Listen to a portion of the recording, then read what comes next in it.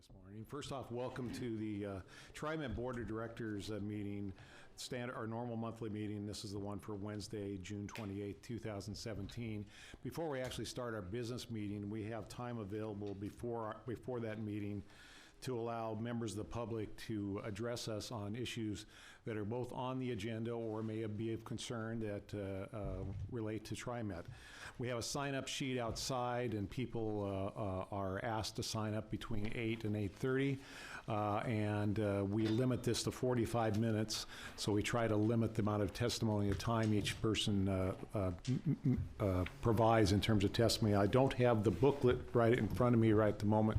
For those who've signed up, maybe we could check. Do we have the booklet of folks who signed up to testify? We'll get it. All right, thank you. All right, and for those who are watching on TV, if you want to, or in the audience, if you want to provide information to the board that takes more than 3 minutes, we obviously encourage you to provide written testimony to our staff. That will get to us. And if it's something we it's not under the purview of this board, we'll ask staff to refer, get with you afterwards and refer you to the correct entity or individual might be able to help you. What I will do is call people up two at a time, and I'm going to apologize right up front if I get your names incorrectly because I forgot my reading glasses this morning. So I'll be trying to read this, and if anybody here watching thinks I've got it wrong, they can help me out here. But I'll ask you to come up two at a time. We'll set the limit for 3 minutes, which is our normal time for folks to testify. And then, again, when we get through this, we'll close the public hearing and go right into our business meeting. So that's the process, Dave. So first off, I'm going to call up Amy Ferrara and Darla Sturdy.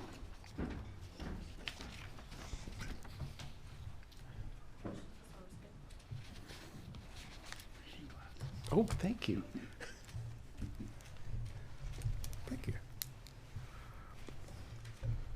Good morning. Please introduce yourself, whoever wants to go first.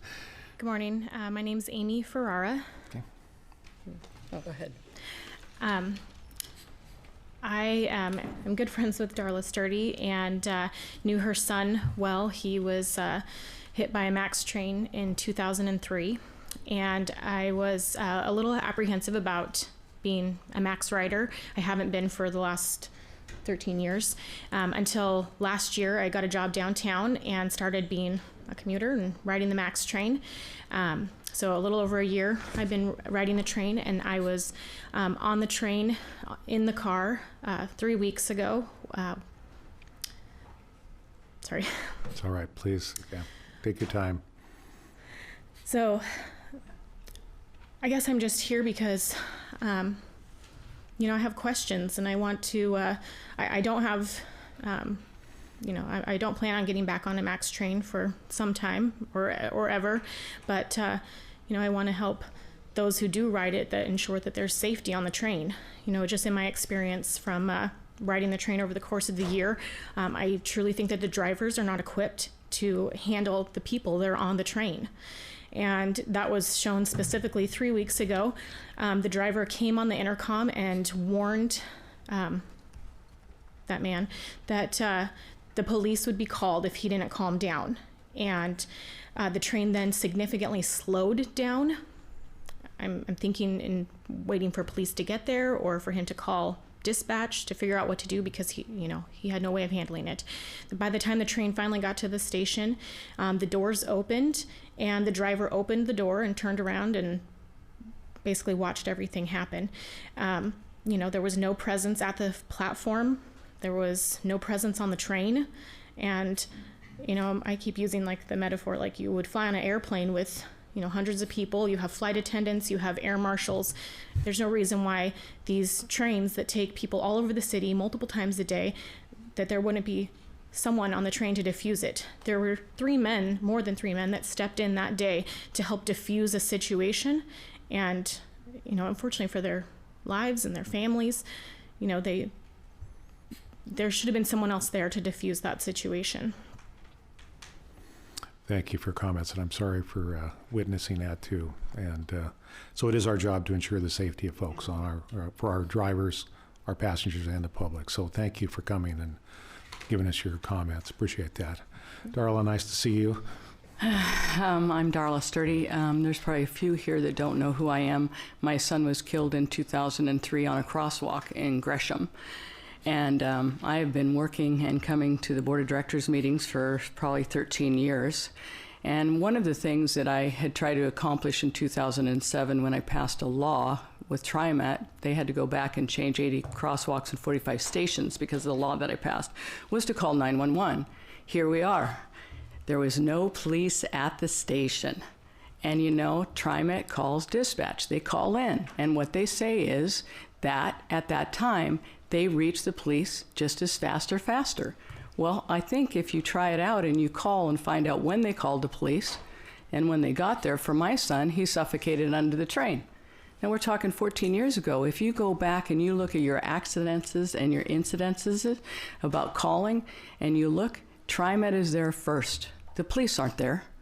So, you know, when are we going to get it together? When are we going to be able to make a difference? I'm still here as a parent because my son died. And I don't want other people to live this life. I've tried to make these changes and try to help. But you guys need oversight. You guys need more than just this board. I mean, you come in and you go to these meetings, but you need people to come in from the outside and oversee you. Then that way maybe we will get 911 first and not just going in to dispatch first. I mean, I've been down to Salem this year. We've been talking about oversight for ODOT, but I really think you guys need oversight. And ODOT's supposed to oversee you too. So let's make the change. Let's start this. Let's have the people on the trains that they need. Let's set it up so you guys have more people to oversee. It can't be fun for you to come in here and hear these stories time after time. So let's get something bigger to oversee TriMet. Thank you, Darla. Appreciate you coming in. All right, the next two we have are Mimi German and David Bouchard. Hey, thank you very much. Got everybody giving me glasses now. This is great.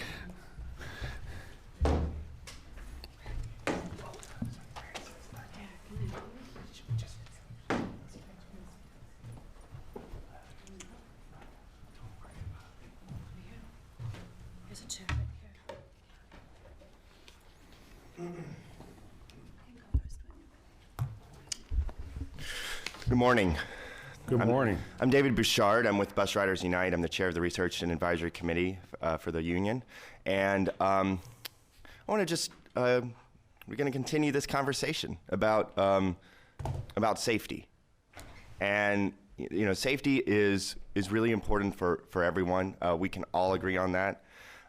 You know, we have, at Bus Riders Unite, you know, you've heard our concerns about over militarization of police, you know, about what the effects of armed officers, what armed officers, you know, effects have on the system.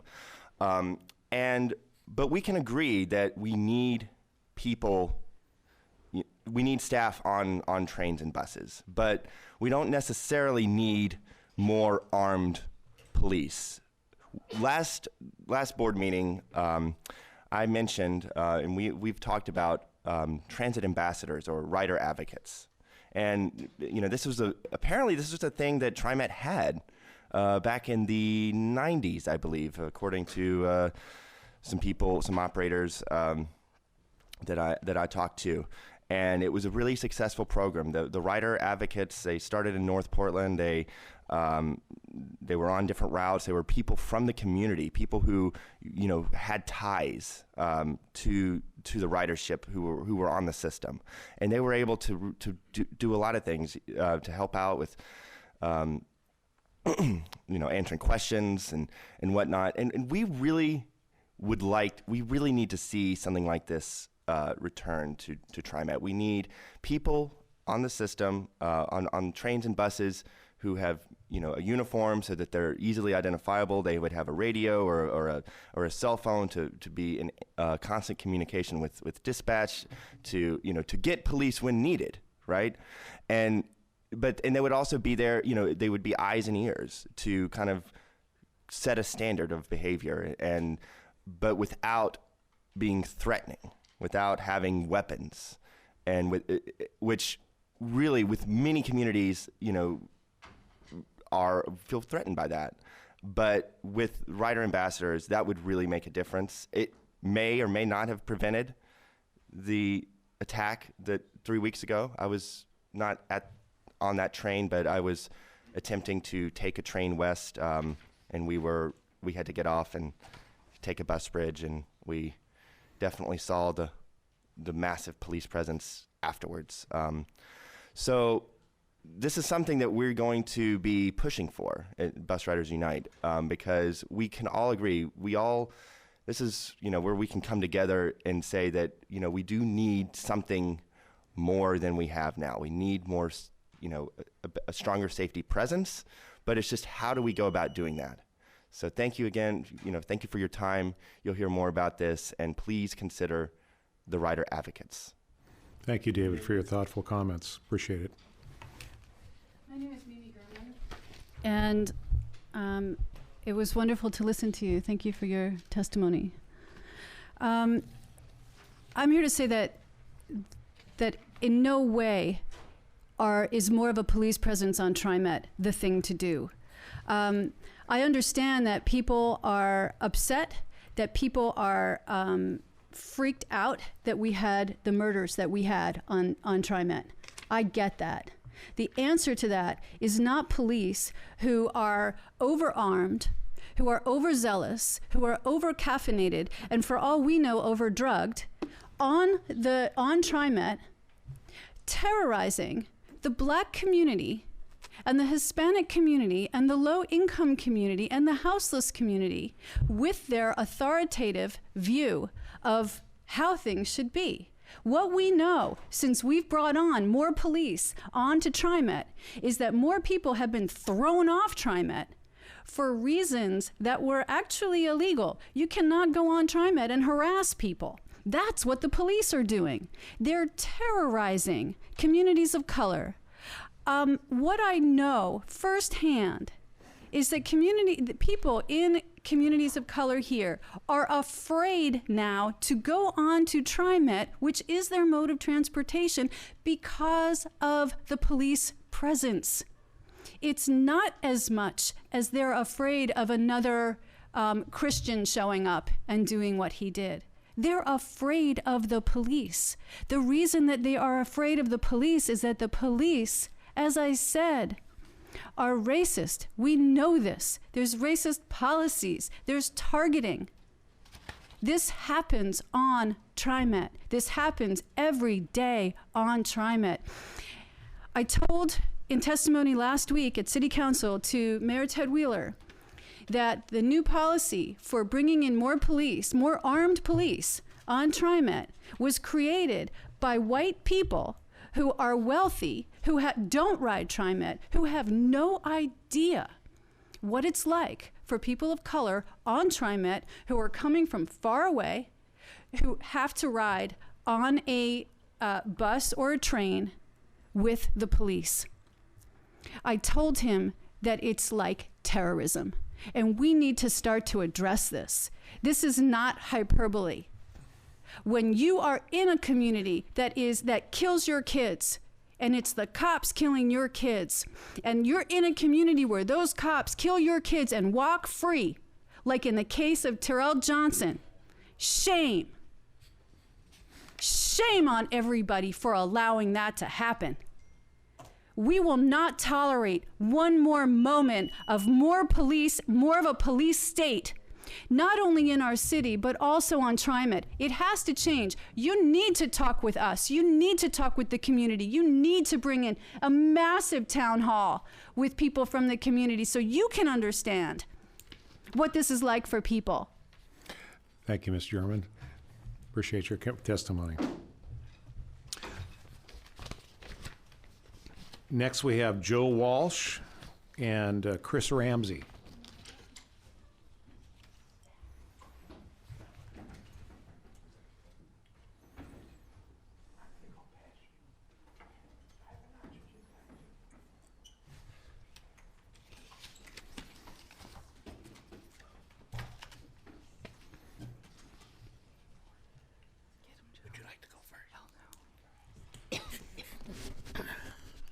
Good morning. My name is Joe Walsh. I represent Individuals for Justice. Let me start with a really nice, positive picture for you. This morning I took the 4 bus off Division, and they dropped me off at Taylor and 6. And the bus driver by the name of Ed and operator 3969 was exceptionally kind to an older woman who was going to New Seasons on 20th and Division. And I'm not going to go into the details because I only have a few minutes, but I will make the call to TriMet. But I wanted to put this on the record because after that, I get very negative. And the negative is we don't need cops on your TriMet trains. We need something. We need somebody, but we don't need cops with guns. That's asking for trouble. Just begging for trouble. I ride the 4 bus a lot. I ride the Max train, the Green Line a lot. I could have been on that train. Those 3 outstanding human beings stood up to what was an outrageous environment.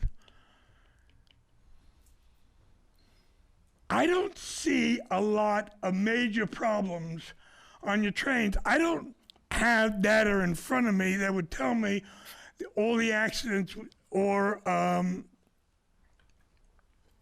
say, negative actions by people riding the trains in this year, if it's going up or it's going down. But I think what Mimi is asking you is to expand your horizon. We have a tendency to groupthink. You know, it's easy to sit around with people that agree with you and run your mouth. You know, it's very hard when you go before people that you know do not agree with you. That's what you need. You need to hear from people that disagree with you, so you understand the opposition. You understand the other question. You understand the other side of it. You know, people are afraid to ride the trains. When I get to 99 Street, Gateway, and the cops get on the trains, I get annoyed. That's my reaction. I'm annoyed. I have this, it's always showing. I'm not in any danger of being thrown off. I'm white. I'm a male. I'm old. I got my thing hanging here. I'm looking good. But I'm annoyed.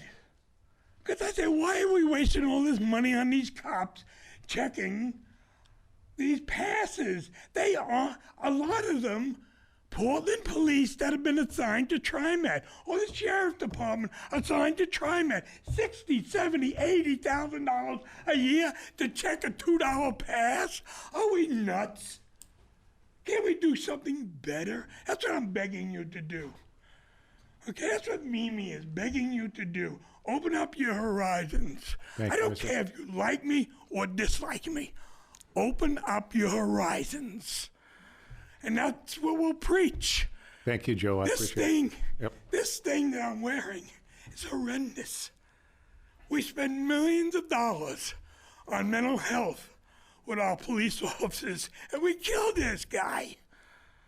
So we might as well just save the money and go to Vegas and have a good time, because it's all wasted. Stop punishing people and try to get some solutions. And I know in overtime, and I grant you, thank you for your patience. No, thank you very much for attending. Appreciate it. And we do appreciate alternative points of view. It's very helpful to us. So thank you. Please. Thank you. My name's Chris Ramsey. I listened to the last TriMet Board of Directors meeting when we were listening to people beg TriMet to not fund a $11 million federally funded holding detention center right next to the jail here.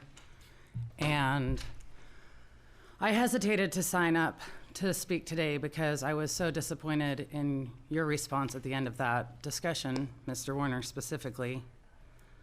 After the last person spoke, You asked to address a few things, and then you systematically spoke for everyone on the panel.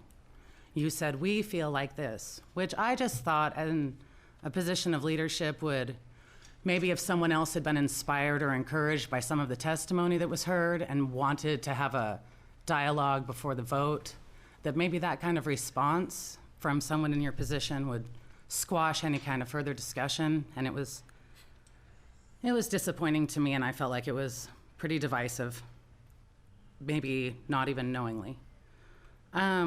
So TriMet. Sorry, my phone's ringing. I'm super popular today. It's probably Ted Wheeler. So when I first moved to Portland, I rode TriMet a lot, and I loved it, and I found the people friendly, and there was lines that I liked more and lines that I liked less, mostly east to west more, north to south less. I avoid TriMet now almost constantly. My daughter sometimes rides TriMet. I'm always scared for her. And I don't feel like it's safe on the train. And I don't find the solutions that you guys are offering to be helpful.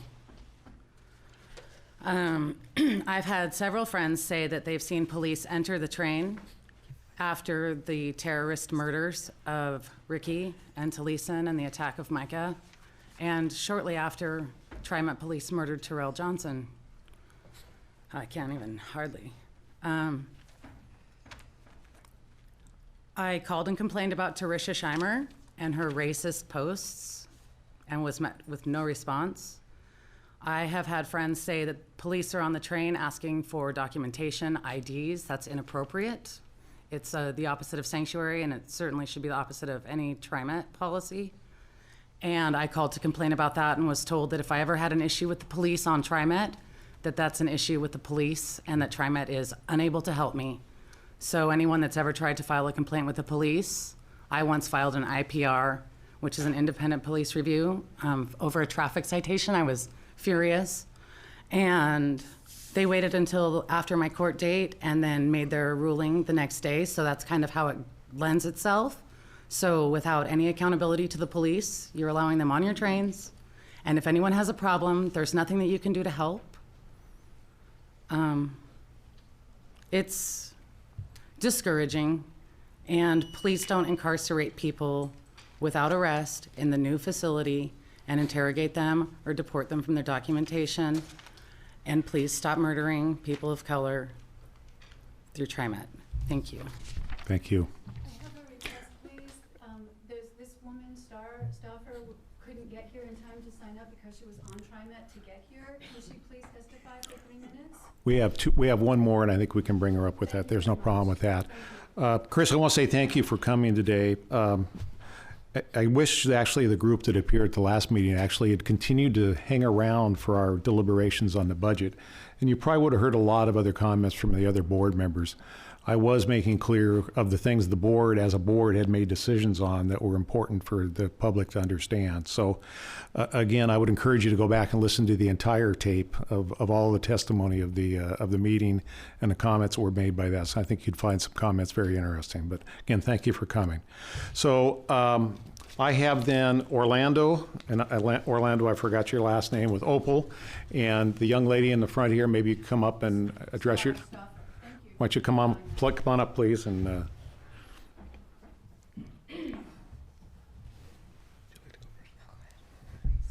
good morning. Good morning.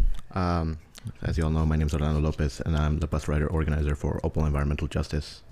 And this is the first TriMet board meeting since the white supremacists who targeted women of color on transit, which led to the deadly violence on our MAX system. The response by TriMet management to add more police and potentially armed fare inspector has raised many red flags within our community. And some of you may be unaware of this conversation, but it was actually in the story in an article on Willamette Week, and I am more than happy to forward that to you all. In this article, Director of Safety and Security, Harry Supporta, was interviewed. So this is where this is coming from. We agree that with something that was said by one of the board members, Dr. T. Allen Bethel, that was mentioned in the last TriMet board meeting. More guns and more police will not make our transit system safer. And there are alternatives and some things that we actually mentioned at the last board meeting and things that were mentioned today. And we are more than happy to work with you to implement these things. We know partner organizations that can help with this as well. Last week, we had a community forum to help our community define what safety looks like on transit. We plan to have a few more of these, and we actually want to invite TriMet board members to these forums. TriMet management has already heard this through TIAC, so we actually want board members to be present. We're not going to put you on the spot. We want you to be there to listen to the experiences from our community members. Improving safety on transit will require the direct involvement and meaningful participation from our community, not unilateral decisions from TriMet management. So, once again, please let us help you to make our system safer. I also wanted to talk about the low-income fare program. Since the end of the task force meetings, we have gone together to Salem to lobby for funding for a low-income fare. While we wait for the passage of the transportation package, what are the steps that this agency has taken to lay the foundation for this program? Has there been like a list of organizations, agencies, community organizations that you're going to be partnering up with? What has those conversations looked like? If not, let us help you with that.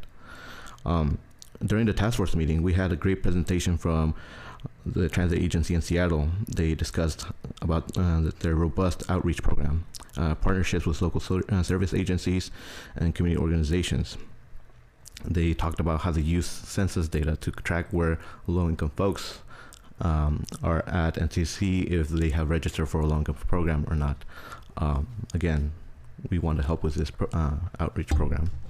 So, and we also want to hear what this plan for outreach will entail. And we are more than happy to assist with that. Also wanted to talk about the comments that were made on the last board meeting and just recently right now about communities not being here during the whole totality of the meetings. When we ask people to come to the TriMet board meetings, we don't do it lightly.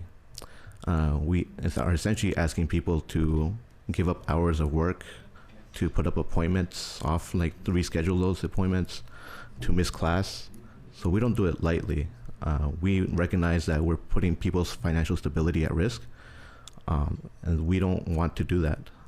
But people are passionate about these issues. So we encourage people to actually watch the videos because they're recorded on YouTube. We also bring these some of the comments that were mentioned to our general membership meetings, talk to them, to our communities, what was said. But also, if people on the board want, or if we want people to participate and be here throughout the whole meeting, we need to make these meetings more accessible. A meeting in downtown at 9 a.m. is not accessible.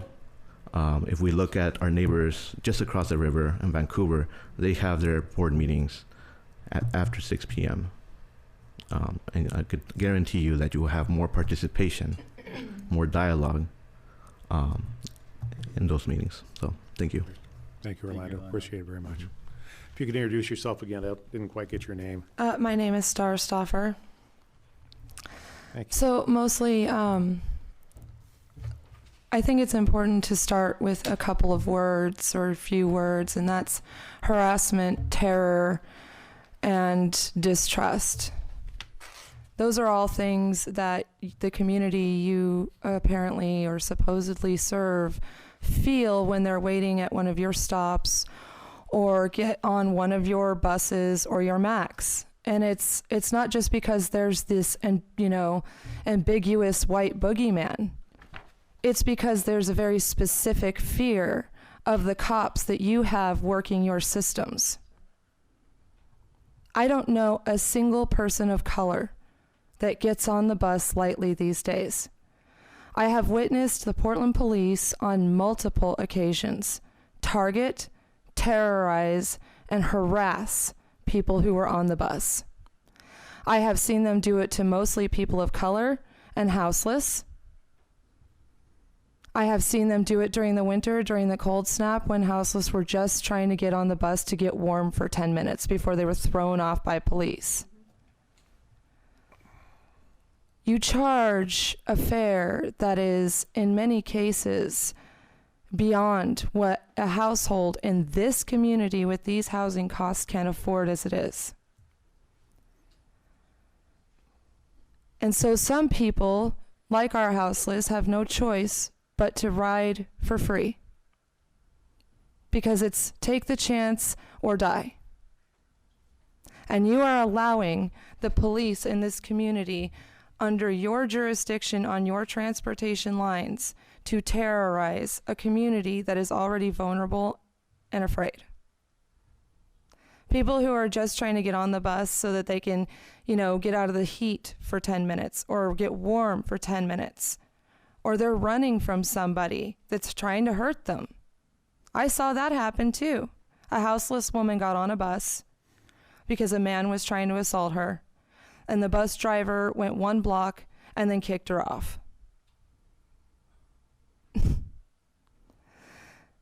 If you're going to work within a community, you need to understand that the exclusivity that is now becoming the general norm on your lines, where white, affluent-looking people are safe and people of color and those who do not look affluent are targeted, it can't work.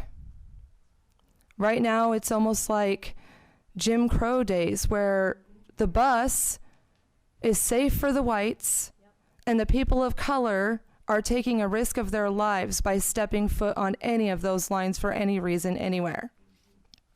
Now, I understand yesterday that one of your bus drivers was assaulted, spit on, and pepper sprayed, and that's not okay. Somebody's just trying to do their job, that's not okay. But that is one incident compared to the hundreds or thousands of incidences that occur where violent altercations take place, like Terrell Johnson with the Portland Police, like what happened with the Max train stabbings, like what happens every single time a cop goes on there and inspects people's fare, and your policies allow them to terrorize and throw them off or arrest them. And then they get a civil demand citation for $250, which if they can't afford a fare of $2.50, they're never going to be able to pay that restitution. Or the fines for going to jail. You guys need to not put more cops on TriMet. You need to decrease or eliminate police on TriMet. Thank you, Ms. Stouffer. Appreciate your testimony this morning. That concludes those who signed up for our public forum. With that, I'm going to close the public forum, and we're going to move right into our regular business agenda, unless the board has any other comments before we move into the agenda. All right. Seeing none, then I'm going to call the regular business meeting of the TriMet Board of Directors for June 28, 2017 to order. And the first items on the agenda are board reports. And I do note that the first 2 board reports are to be given by Director Bethel, who is not available today. Is the staff going to give us an update on those 2, or are we going to wait? Yes, okay. So Accountability Committee, Shelley was going to provide that. So on the Accountability Committee, Ms. Devine. Thank you, Mr. Board President. So the Accountability Committee had its second meeting of the year on Friday, June 9th with Dr. Bethel, in which we reviewed key transparency statistics. There were 845 page views of the Transparency and Accountability Center during the month of May 2017, and that is a 9% increase over May of 2016, when we had 775 unique page views. The most visited information within the Accountability Center for May 2017 was our ridership and performance statistics. The second most visited information was our public records request page, which I understand you will get a better idea of as why when we hear from Kim Okamoto later this morning. The third most visited information was TriMet's budget pages, followed by the performance dashboard at number 4, and rounding out the top 5 was TriMet's 2016 audited financial statements. We also reviewed the current version of the HOP card website and provided a number of suggestions for clarity and ease of use with that HOP's website to the web designers, including dubbing some of the informative videos about how to use the new HOP FastPass card into other languages to make it more accessible. And our next committee meeting will be Friday, December 1st. Thank you. Thank you. Appreciate that. And I was going to ask John Gardner to thank you. deal with the TIAC report, if I could. Good morning. Good morning. Members of the board. So we had a very packed TIAC meeting last month. We voted in a new member, Steve Butler from Washington County. Steve is a former lawyer who is sight impaired and an honored citizen, and we're excited for that. He's transit dependent as well and also uses Lyft, so we're very excited for that perspective to be added to the conversation. We received an update on the enhanced transit plan from PBOT and TriMet staff. That was part of an open house a few weeks ago, when we were able to give our priorities and our feedback to that plan, and people were very excited about being part of that process for the future sort of outlay of transit in the region. We also discussed the transit precinct relocation, with our focus mainly on what we could be doing in partnership in the community room, a resource that doesn't exist today and could be one of the positives for the relocation of that center. And there's a lot of good ideas, but I think as that project opens up, we want to engage more community partners in that conversation. We received a brief update from 2 members of the Multnomah County Youth Commission who talked to us about the City of Portland's plans to expand the Youth Pass to East County. In terms of what they're thinking and how that could actually happen and what our potential role could be. So stay tuned for more information on that. We also had a very good conversation about the tragedy on Max and what kind of role TIAC can play in ensuring that there's a balanced approach to safety and security while still making the system welcoming to all those that are riding it. And so in addition to the work on fair enforcement, they also want to be part of that conversation moving forward. And then we also finally talked about work plan updates, things like low-income fare, where we're going to leverage the 85 nonprofits we work with today as we operationalize that opportunity, if we're so lucky to do so based on what happens in the legislature, and our partnership with the Orca Lift program, so we can learn and move fast based on some of the things they've done. And we also talked about Metro's efforts to sort of develop a forecast for regional construction projects to inform our work to continue to have high utilization on TriMet projects, as well as a balanced and diverse workforce. So very full, a very good meeting, very well attended. Any questions of John just a moment before you leave? Comment, I saw Orlando's, in his testimony, he was just kind of looked like he was interested in update where we are with our low fare program. Was he at any of those meetings, at the TIAC meeting? No, he doesn't attend TIAC. Nicole Phillips, who's with Bus Riders Unite, does attend TIAC. And so what we're thinking, and obviously we're on pins and needles in terms of what's going to happen with the transportation package, as is a lot of folks.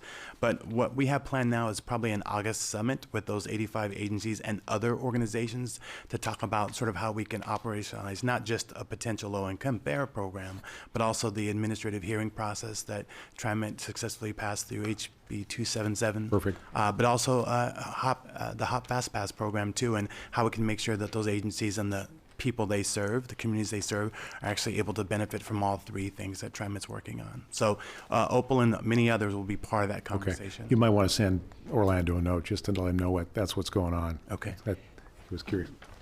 One suggestion would be the task force that worked on the low-income fare program.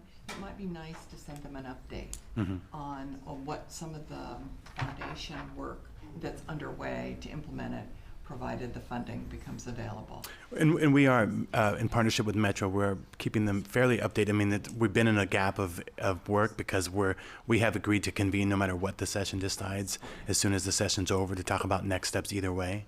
But we can do we can send out information about the collateral and the advocacy that's been happening since that time, since the time of our last meeting. Excellent. Great. Thank you, John. Appreciate the update. All right. Any more on those 2? No. All right. Then why don't we move on to the Metro Policy Advisory Committee meeting. Director Prosser? Where do the cops fit into that? Doesn't anybody want to know where the cops fit in? Excuse me, you're out of order. We're in our meeting now. Thank you. Director Prosser?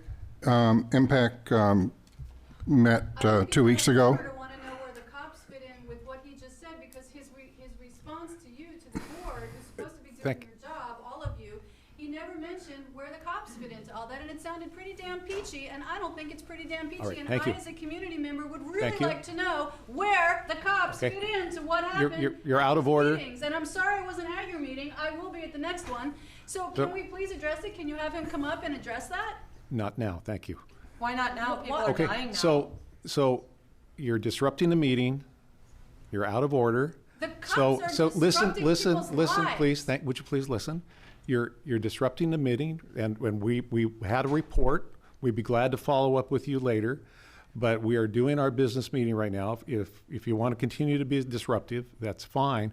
But we'll have to suspend our meeting and probably clear the room, and then come back again to meeting. So what I'd encourage you to do is wait till after the meeting. If you want to have some further information, You we can talk come to- back. Terrell Johnson can't. I don't know why All right. an entire board That's the can't difference. ask All right. Terrell So- Johnson doesn't get We to are come all back. He here was murdered dealing on with your the lines. police issue.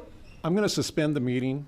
I don't know why you need to and the suspend board. the meeting. Don't think we'll do suspend that. the meeting. That's Suspend what the meeting. Just September address And the I'd issue. It like you takes to less ask- time to just And address talk it. about Thank you. I'm going to declare you folks in trespass and ask you to please leave so we can start our meeting again. I can't believe you just won't ask. We've If- all been here testifying about the police, and he's telling us this peachy review, and all we're saying is, can the board please ask, and where do the police fit in? That's it. Thank you very much. The meeting has been suspended. I think we can This Get up is and away why to our walk city away. doesn't work. This is why people get killed by the cops. This is why you Because have no white idea. people run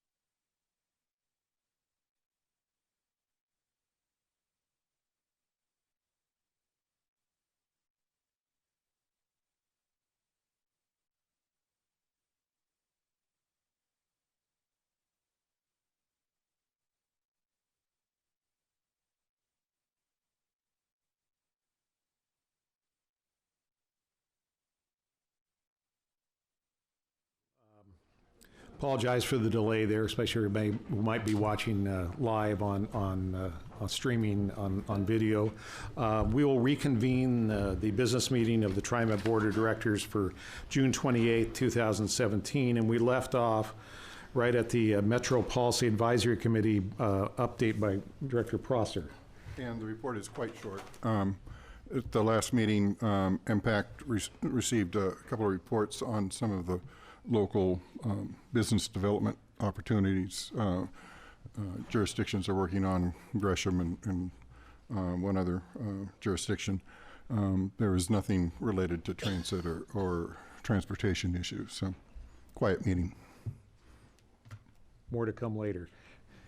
Presumably. Yeah, okay. Thank you, Director Prosser. Any questions of Director Prosser? All right, hearing none, let's move on to the General Manager's report then. I think the first item is a fun one, which is honoring Operators of the Year. Mr. General Manager. Mr. Board President, members of the board, first of all, I want to say this is really one of the best opportunities of the year to really recognize the best of TriMet. And we have the pleasure of recognizing, excuse me, I'll get it out yet, some of our high-achieving operators. We now, this morning, we have 2 of the 3 Operators of the Year that were just recognized at our recent event. Unfortunately, Doug Tilson, our Max Operator of the Year, had a prior engagement and couldn't be here, so we'll catch him another time. But I'd like to call up Selena Cooter and Lois Riker before the board. Please. Come up here, if they could, please.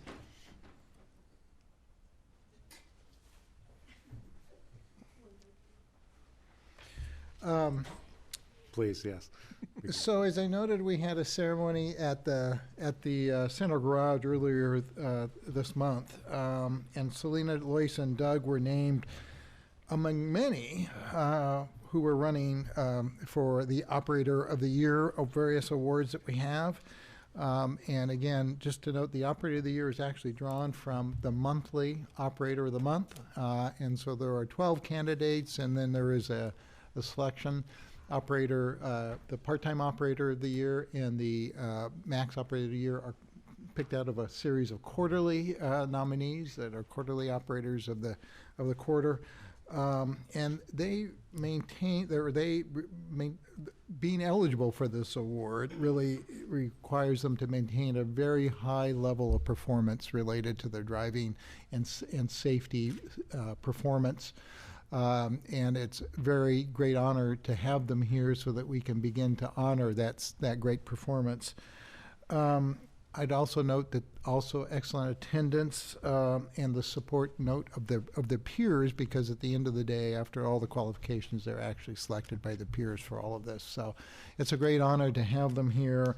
Let me start with Lois. Lois Riker won part-time Bus Operator of the Year. She has been an operator since 2012. She's earned high accolades in a relatively short career at TriMet. She has 3 National Safe Driving Awards and is nearing her 4th. Matter of fact, since this is written, she may have her 4th, not quite. Which means 0 preventable accidents in the time that it takes to, and just to note that for a part-time operator, it takes a longer duration of time because of the number of hours they operate. Lois is in good company at TriMet. She credits her career choice to her father-in-law, who's also a bus operator, who I'm sure is also very proud. So we're lucky to have her here. And Lois, thank you so much for your dedication and your work. And I do have a presentation here for you, and we'll get to this. Pulling this out. This is a copy of the channel card that will go in all of our buses and our trains associated with this. And I also have a presentation of a plaque and an emblem. All right. So congratulations and thank you very much. Thank you.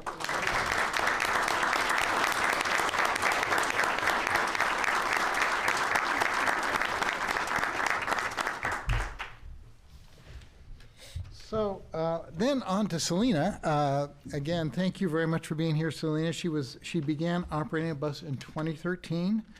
She's a lead operator and recently earned her 4th Superior Performance Award, and that's earned each time an operator drives for 1,960 hours without any preventable accidents, warnings, reprimands, or suspensions. Passengers have commended her for excellent service, her professional attitude, kindness, and always going out of her way to help her customers. Selena, we thank you very much for your performance and your work with us and your dedication to serving your customers so well. We really are very grateful. And I have the same tokens here for you related to all of this.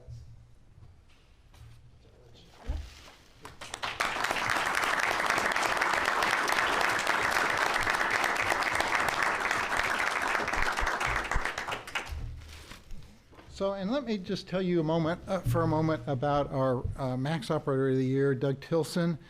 Doug started driving buses for TriMet in 1998 and transferred to light rail in 2001. He has an impressive 27 National Safety Council Safe Driving Awards, and again, that's earned annually. He has 13 Superior Performance Awards and numerous commendations from the public. He has served us now very well for 19 years, so we're very grateful for his service and dedication to our customers. And we'll make sure he gets his plaque and rewards at a later date. Just to note, before you take action on the resolutions before you, that our bus and rail operators, as we all know, don't have the easiest job in the world. It's a challenging environment they work with.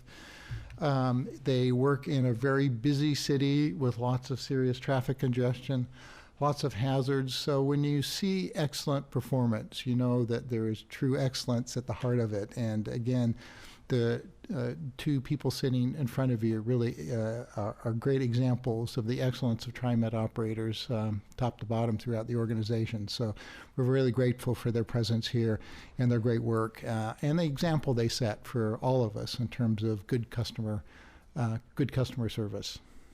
So with that, Mr. Board President, I'd recommend adoption of the resolutions before you. All right. Is there I'm sorry. Can I make a comment? Of course.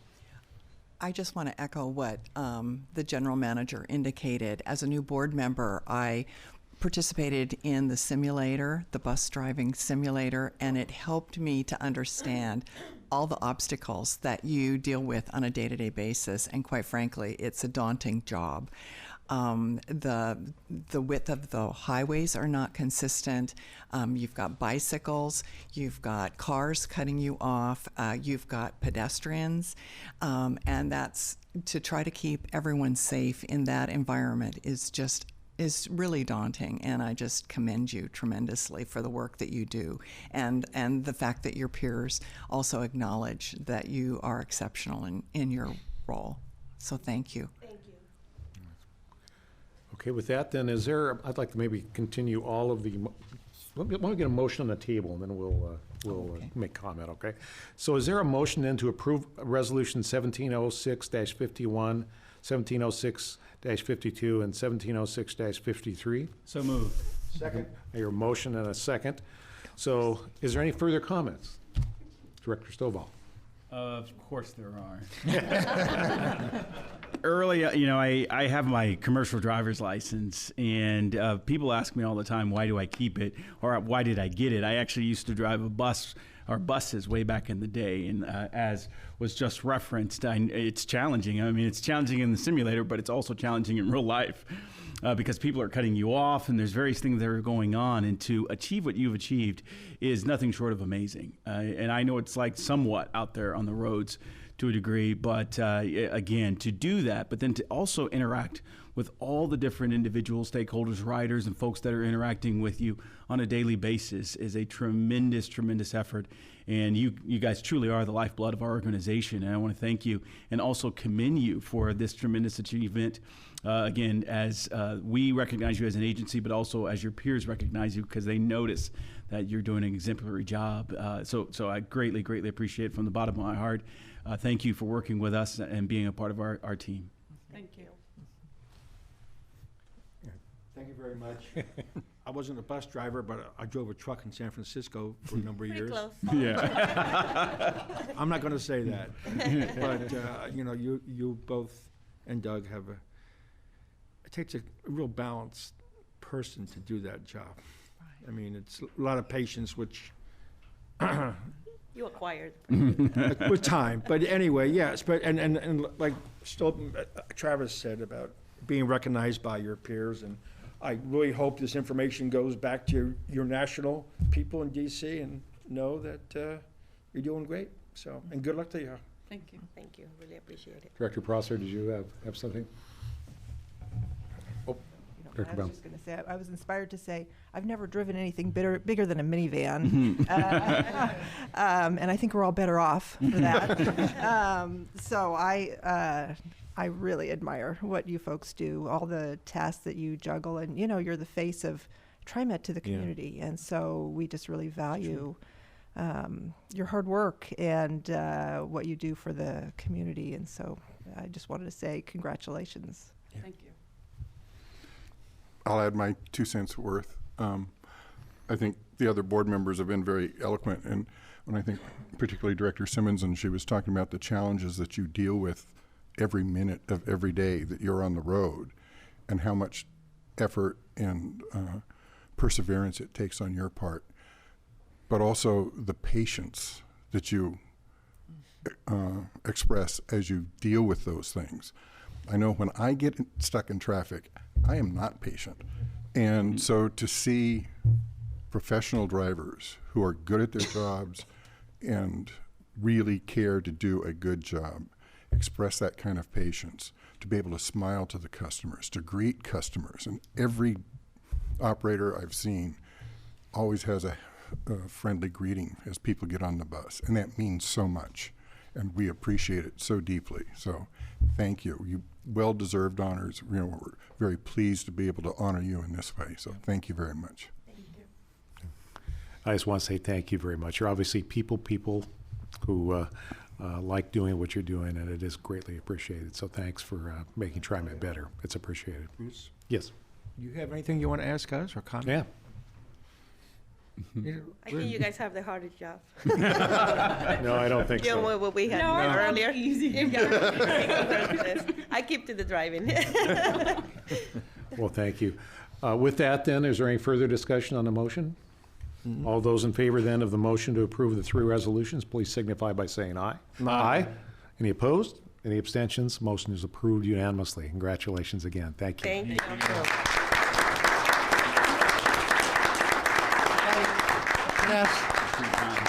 The board members and our honorees to just stand up here for a little bit. We'll get a group picture. Are we going to get to meet Doug sometime? Yeah. All right. We'll make sure that. I was just going to ask that. This is a great excuse. He was at the golf tournament. Oh, that's not a great excuse. But you agreed to a long ago, so. Everybody?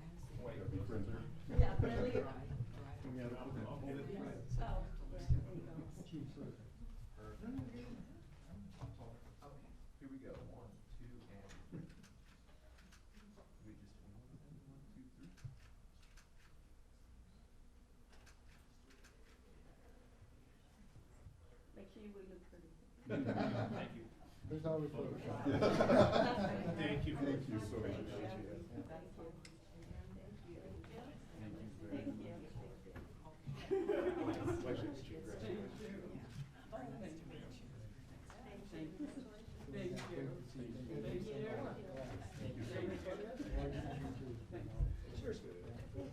Thank you. This is,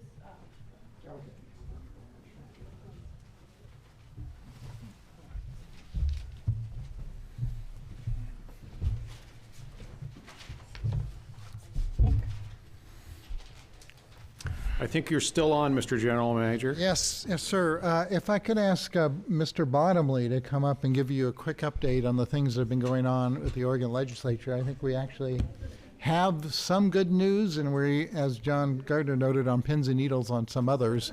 So I'll let Bernie give you a quick update on where we are at Salem. Good morning, everyone. Well, we, as Neil said, we're on pins and needles in Salem.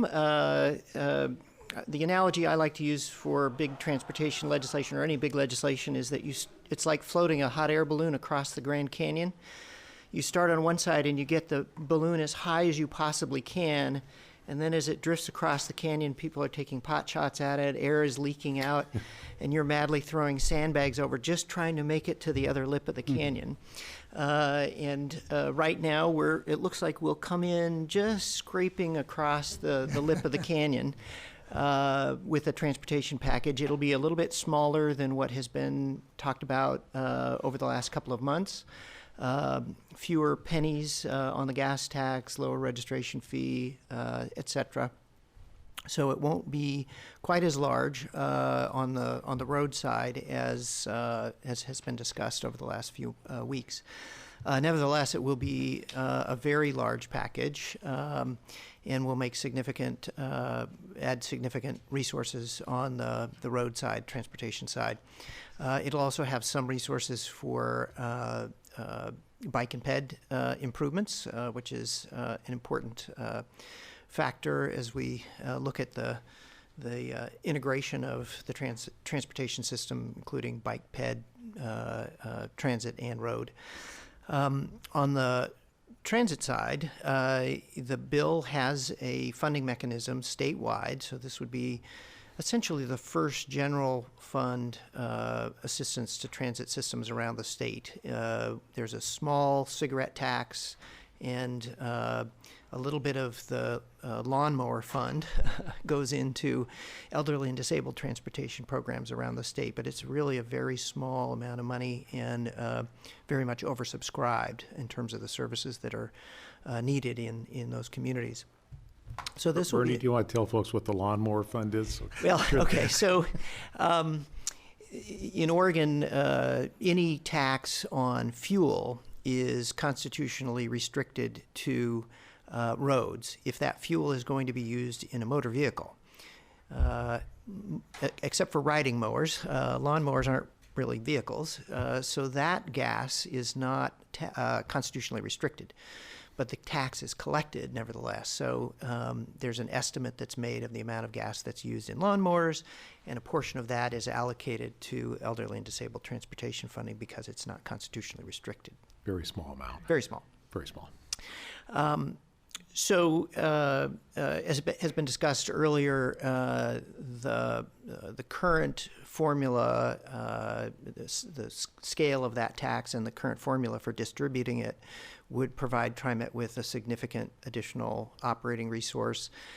We've worked with advocacy community, with Counselor Sam Chase from Metro, TIAC, and a number of legislators to commit that the initial funds that TriMet would receive in that new allocation will be used to implement a low-income fare program. So the resource that's currently being contemplated in the legislation in Salem would be sufficient to fund a low-income fare program at 200% of the poverty level at a 50% discount. So that's the recommendation that the Low-Income Fare Task Force developed as the thresholds for who should qualify and how much the subsidy should be for those individuals. So the package is big enough to do that and add additional service. So with our fingers crossed and knocking on wood, in the next couple of weeks, we should have a clear picture on that, and our hope is at this point that will pass and we'll be in the mode of moving forward on implementing the low-income fare and looking at additional expansions of the system or capital improvements that are needed to accommodate growth in the system in the future. As you know, additional revenue doesn't always translate directly into additional hours of service on the street because we have a lead time for bus purchases, particularly for peak hour service, where we've got all of our current buses on the road already. So there'll be a little bit of a lag in that new funding resulting in peak hour service at any rate.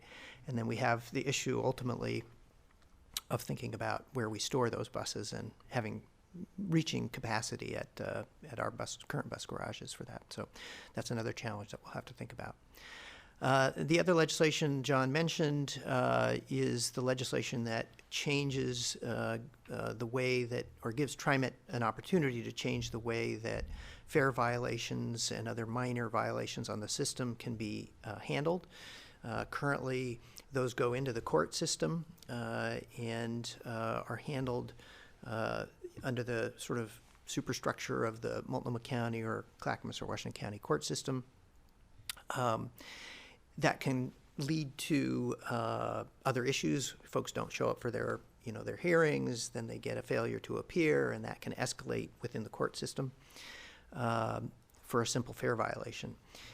What this new legislation does is it sets up an administrative process where individuals have an opportunity to process their fare violation or address their fare violation in an administrative way, potentially through community service, through a reduced fine, etc. So a much less sort of fraught process for folks to address those issues, and opportunities, particularly for low-income folks who don't have cash to pay their fine, an alternative approach to dealing with their fare violation. So we're very happy with that legislation. Worked closely with TIAC and the advocacy community to establish the parameters around that, and then we've agreed to set up a community advisory group to help craft the rules that ultimately will come to this board to actually do the final implementation of that process. Excellent. Questions? Just a statement that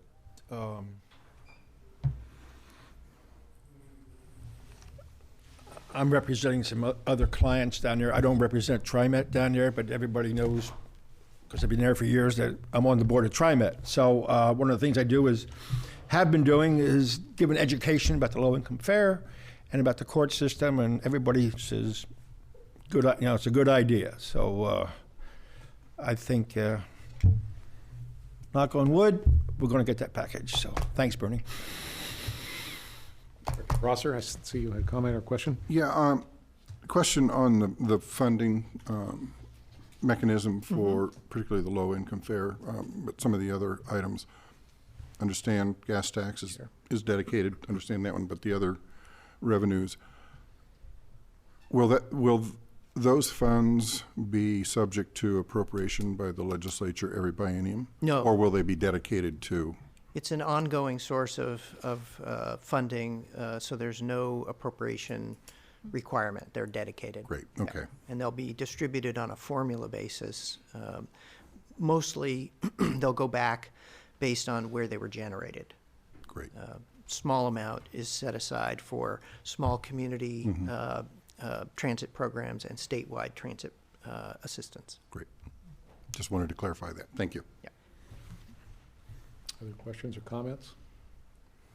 Just say real quickly, I'm just really pleased about the legislation on fair enforcement. I think it's a big step for equity and justice, and it's the right thing to do. So thank you. Yeah. Yeah, well, that was an initiative of Eric Van Hagen in our legal affairs department. So he really led the effort on putting that together, along with John Gardner and TIAC. Good, thank you. I want to thank you and Aaron Dees also. Yes, Aaron's down there. Not all of you may know Aaron. He's our lobbyist in Salem. He's been down there. We haven't seen him for the last 3 weeks. Thank you.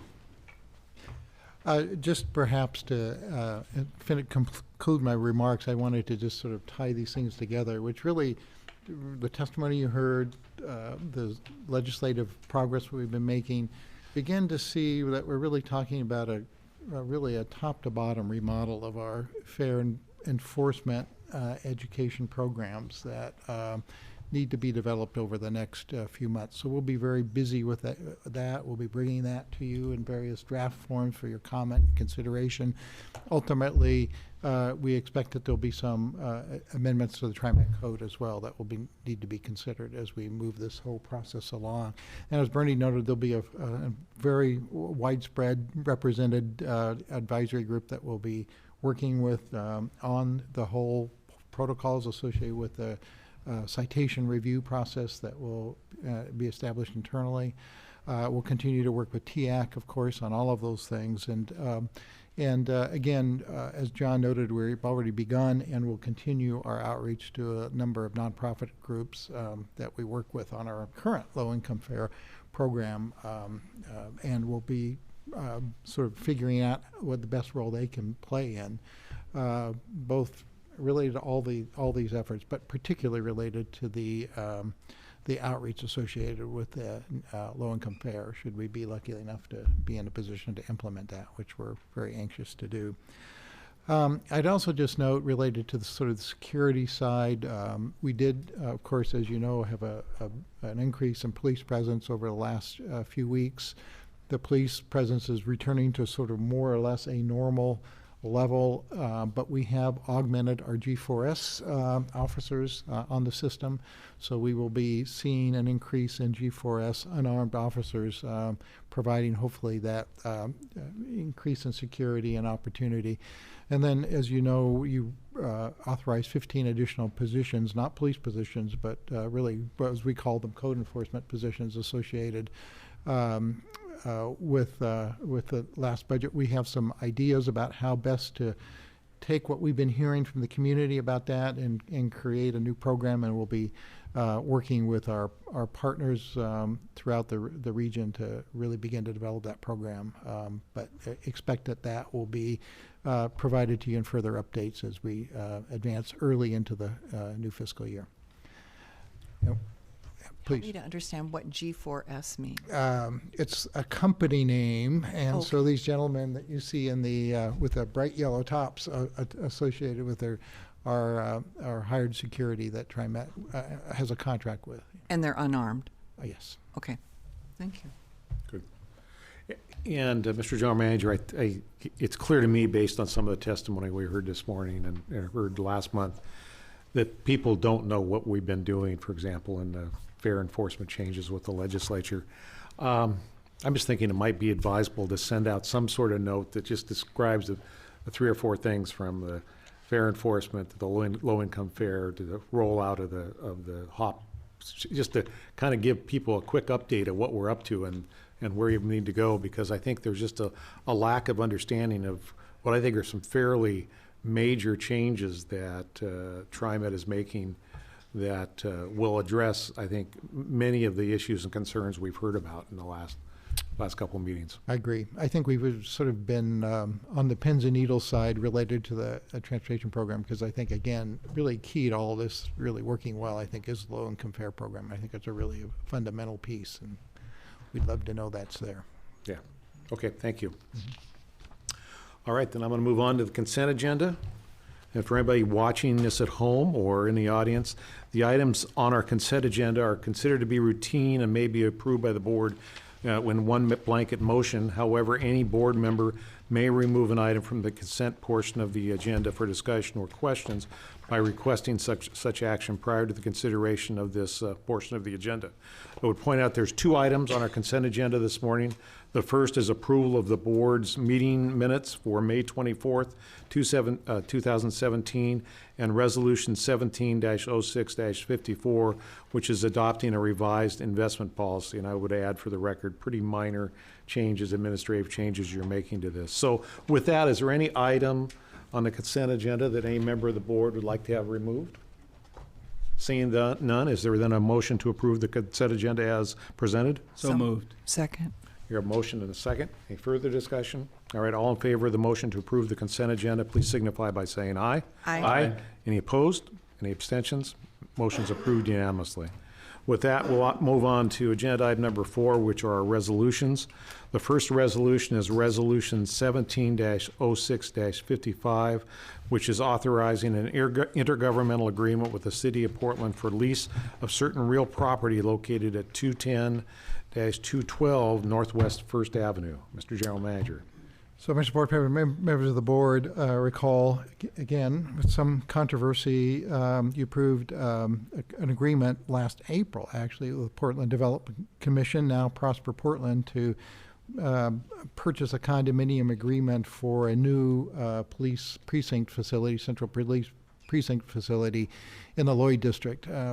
That has not begun construction yet, but there is actually a groundbreaking for the whole headquarters hotel in the next week or two that will signal the start of that whole development process. Needless to say, we still need a site for our central precinct and our officers to report.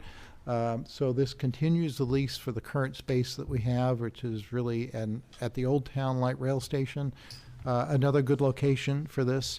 Continues the lease and allows us to do that through 2020. I would just note there is a typo in the, thank you, Board Member Prosser, for finding this. The current lease actually expires June 30th, 2017. The staff report says 2016. It is 2017 that the lease expires.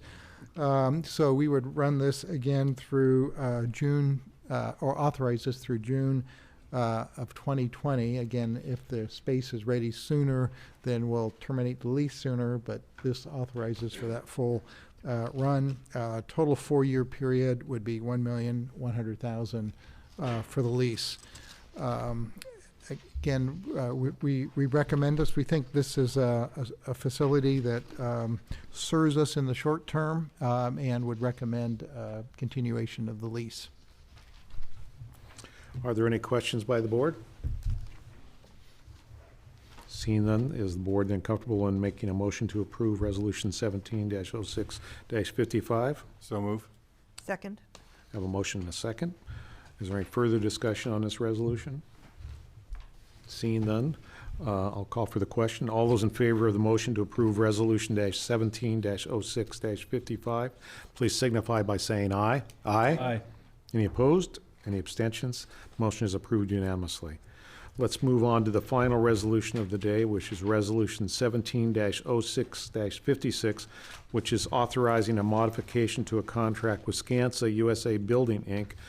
for construction manager, general contractor services for the Powell Lift Facility Relocation Project. Mr. General Manager. Board President, members of the board, as you aware, we are underway with a major redefinition of the Powell garage site to expand the capacity of 40 and 60-foot buses that we park and service there. Currently, the lift facility consumes a piece of that site. Our plan has been to move the lift facility to a separate facility right across I-205, where there's currently the Powell Park and Ride site, which is underutilized. We have been in design work for that, and we've previously come to you with a authorization for a CMGC contract process and to award the contract to Skansa. What this final action does is actually add into the contract with Skansa the actual construction costs of a finally designed project. So that construction cost that is being added into this is $7,354,369. We would also ask your authorization of a change order allowance of $658,207. That's right around 9%. And again, this is part of that whole dominoes of changes that we need to make in order to increase, frankly, the bus parking capacity at the Powell Garage by about 100 buses, and also create a much more state-of-the-art facility to handle both 40 and 60-foot buses in the future. So this is step one. Many other steps associated with the Powell Garage that will be before you in the months ahead. But with that, I recommend your approval, and certainly happy to answer any questions. Questions for the General Manager or staff on this item? Yes. Who wants first? Joe can go. Yep. What's the overall cost, Neil? Of this whole project? Yeah. I'm going to struggle a little bit. Maybe Steve can help me with the design costs and others. I think we were around 11 million. I don't have that information on hand. I'd be happy to follow up with the board. Okay. Thank you. Yep. So, as standard in our CM and GC agreements and contracts, basically we start off with an amount that allows the general contractor to go in, start assessing things, and Right. and then come back. So as we sometimes I think as we hear modification, we sometimes think, oh, we're changing something and cost overrun and things like that. But that's not the case in our CMGC contracts, and it's not the case in this one. It really gives them an opportunity to get in, start to investigate, start to look at everything before they give us a contract, which ultimately, historically, that led to additional change orders and all of those things that come up over time. So this is, frankly, in my opinion, one of the better ways of doing it. If because we have the ability to go out and get a fair estimate, which this total amount is below our fair estimate, which is a good thing. Right. So I think when some folks hear, well, modification, are we having cost overruns? But that's not the case here. This is the original cost, not the original, but this is the cost estimate that we now have based on Skanska going in and doing their initial work based on that original CMGC contract. That's correct? exactly right. And also, Board Member Stovall, as you're very well aware, it also allows us to work with the general contractor to facilitate and grow the participation of disadvantaged businesses in the work. And so part of this whole effort is to do a very detailed contracting plan and to really identify those opportunities for small businesses to participate in the construction as well. So thank you for that explanation. Thank you. For the attorney, I've worked on Skanska projects for subcontractors, so just so you know, I don't know. I have no, as far as conflict of interest, so I'm just stating that just in case. The attorney says all you're required to do is disclose, and you just did, so you're good. All right, thank you. Any further comments or questions? I guess since Dr. Bethel's not here, I will again follow up on what Director Stovall said, and just note that this firm is expected to get a minimum, as the way I read it, of 20% participation by emerging small businesses, minority businesses, and disadvantaged businesses. So that's really a good level. And I think they've been a good performer for us in the past, right? We've been very fortunate with all to have a number of very quality contractors. Skanska is clearly one of them, have done some really good work for us in the past, yes. Good, thank you. See no other questions then, is there a motion to approve? I'll make a motion. I hear a motion to approve Resolution 17-06-56. Is there a second? Second. I hear a second. Any further discussion? All right then, I'll call a question. All those in favor of the motion to approve Resolution 17-06-56, please signify by saying aye. Aye. Any opposed? Any abstentions? Hearing none, the motion is approved unanimously. So that concludes everything I see on the agenda today. Is there anything else to come before the board for our action this morning? Yes. One quick comment. Thank you for the opportunity. I just, I again, at the end of in our last board meeting, I went on a little conversation about, my perspective and some of the things that are being referenced then. And I want to make sure that it continues to go on record and noticed that to our stakeholders that me personally, as a board member here, there is a national systemic problem that we face in America today, and I live it constantly. And so I want to recognize that problem exists as an agency.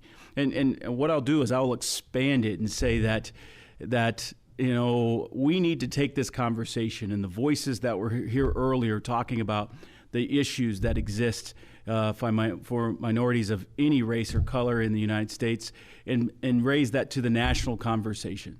To single out TriMet in its efforts, I think is something that if it's something that the folks feel like they need to do, then you can do it appropriately, we ask, but certainly we want to hear your voice and we want to continue to have the conversation. But for me to not continue to go on record and say that the problem exists, the problem is systemic, and we as a nation need to continue to raise our voices to help address the problem. The statistics are in, and I want to tip my hat to the leadership here. I've had numerous conversations with Neil McFarland and numerous conversations with Bruce Warner here and other board members, and I can tell you, it is from the deepest depths of their hearts to see this change, to see this positive impact upon this agency, upon this community. And anything different, I personally don't feel like it's a great representation of what I know these great leaders and these great folks to espouse whenever I have conversations with them. Change is, sadly enough, change is slow, but change is in motion. And I can tell you that I am wholeheartedly focused and dedicated to ensuring that as an agency, we continue to move forward. We continue to ensure that we don't single out and that we don't negatively impact any of our riders, any of our stakeholders. Again, I think some of the conversations we have are good, and I agree with Bruce Warner when he says that we do listen to alternative perspectives and alternative views, and we will continue to do the work to ensure that this agency is one that stands out as an agency that continues to work extremely hard to make sure that everybody has equal opportunity, not just to ride transit, but to achieve things that are well above what many of Americans don't get to achieve today or have access to. So again, I just wanted to go on record to say that me personally, I know that there's a challenge. I know there's systemic, and we have to continue to work together for positive change. Thank you, Travis. Any other comments? Go. Just quickly, recently TriMet as an agency came in number 2 in the country as an agency that pushes for minority, women, and emerging small businesses. They go out of their way. In this area, I come from construction. I know about stuff like that, and this agency is well above other public agencies do in the metro area and in the state. So that is very, very commendable. They trying to help somebody get into the middle class, get those workers out there, and not just construction though. So anyway, I'm really thankful for what this agency does for that. So very proud of it. Anything else before I adjourn? Thank you all for your comments. I appreciate the meeting. Our business meeting of June 28th is adjourned, and we're ready to move into our briefing agenda. How's the board doing? Do we need a little break? We need about 5 minutes. Is that enough? 5 minutes. All right. Yay.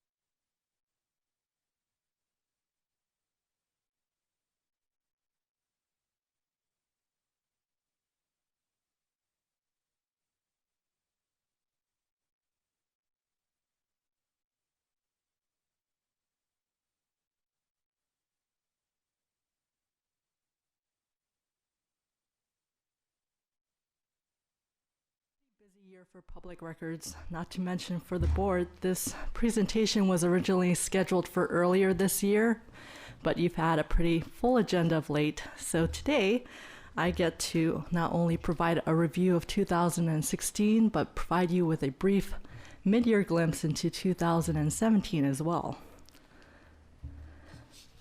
So improving access to TriMet records is part of the agency's overall commitment to transparency and accountability. In 2011, 2 years before the Secretary of State's audit and the adoption of TriMet's accountability policy, we had already begun to look at ways to improve transparency by improving the management of our public records and making the process more accessible to the public. So one way we did that was to make it easier for the public to submit their requests electronically. First, by providing a fillable PDF form, which could be sent to a dedicated email account. And then in 2012, we launched an online public records request form, which is now available via our Transparency and Accountability Center. These days, the vast majority of our requests they come through our online form. Once completed, the request is routed directly to our dedicated email inbox, which is checked by staff each business day. Our web portal also includes an online log that enables requesters to check on the status of their requests. And the data that populates this log comes from a database that we implemented in 2012 to better track our incoming requests. Going too fast.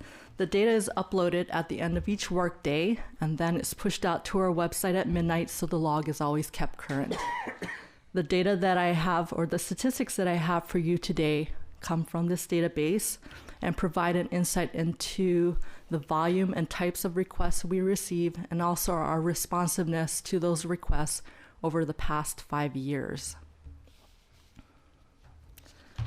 So when we began tracking requests in 2012, we had about 500 that year. In 2016, we had 641 requests, which is close to a 30% increase over that 5-year period. This works out to approximately 12 requests coming in each week. And when I presented the 2015 year in review, Director Isman asked for an apples-to-apples comparison of comparable transit agencies outside of Oregon, because last year I provided just some statistics for local jurisdictions like Metro and the Port of Portland, just to give a basis of comparison. So for this year, we sent inquiries out to the West Coast 11 and received statistics from all but the UTA, which began tracking their own public records requests this year. At first glance, DART had the most requests by far at 879. We were sort of curious as to why they had significantly more requests than the other agencies. So we followed up with staff and found that 60% of those requests were directed to DART Transit Police. DART, unlike TriMet, has its own transit police division, so they handle those police requests directly. That is something that we do not. So if we were to remove the DART police requests to make it more comparable, that would put us on par with San Diego MTA at the top with the most requests received in 2016. So that was volume. Here are the distinct categories of requests that we typically receive. Litigation claims and contract related requests make up the bulk of our routine identifiable requests. And we saw increases in both those categories, particularly with contracts, which rose by 31%. Media requests were down by 26%, but I suspect they'll go back up this year. And we also saw a slight decrease in union-related requests. All other requests that don't fit into those definable categories are lumped into a general category, and these can be quite varied. Examples would include requests from Lyft customers for their ride records, requests for passenger census data, and also a mishmash of requests for records related to TriMet projects and programs. General video requests. These are the ones that are not related to routine claims or litigation. These continue to rise and represented 1 in every 4 requests that we received in 2016. The majority of these requests were security related. So for instance, someone might ask for video, hoping to catch the culprit, the person who used their stolen credit card perhaps to buy TriMet fare. Now, if the person has filed a police report, our security department will work directly with police and will forward any video evidence that they may find directly to the investigating officer. We are still also seeing an increase in requests for what we term witness video. These are requests that don't involve TriMet at all, but are made because our cameras may have captured an incident that is of personal interest to the requester.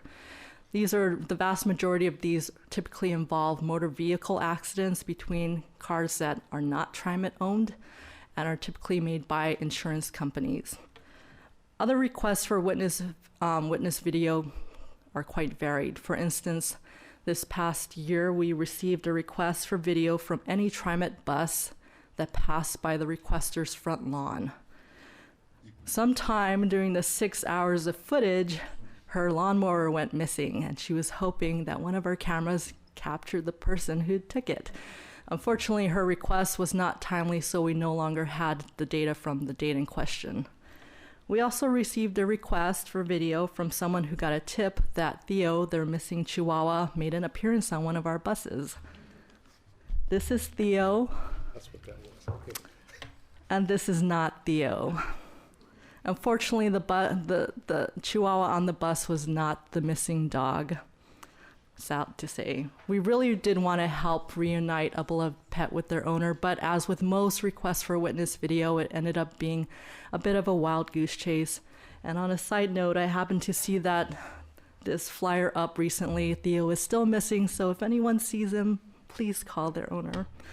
So during my last board update, President Warner asked if maybe putting down together or nailing down a policy as to when video is available and when it is not may help to curb these types of requests. Our records governance policy does address records retention requirements under Oregon Public Records Law. And the primary purpose of surveillance video is to help us anticipate, monitor, and prevent possible criminal activity. So we apply the records retention requirements for crime analysis records to the raw data and keep it until superseded.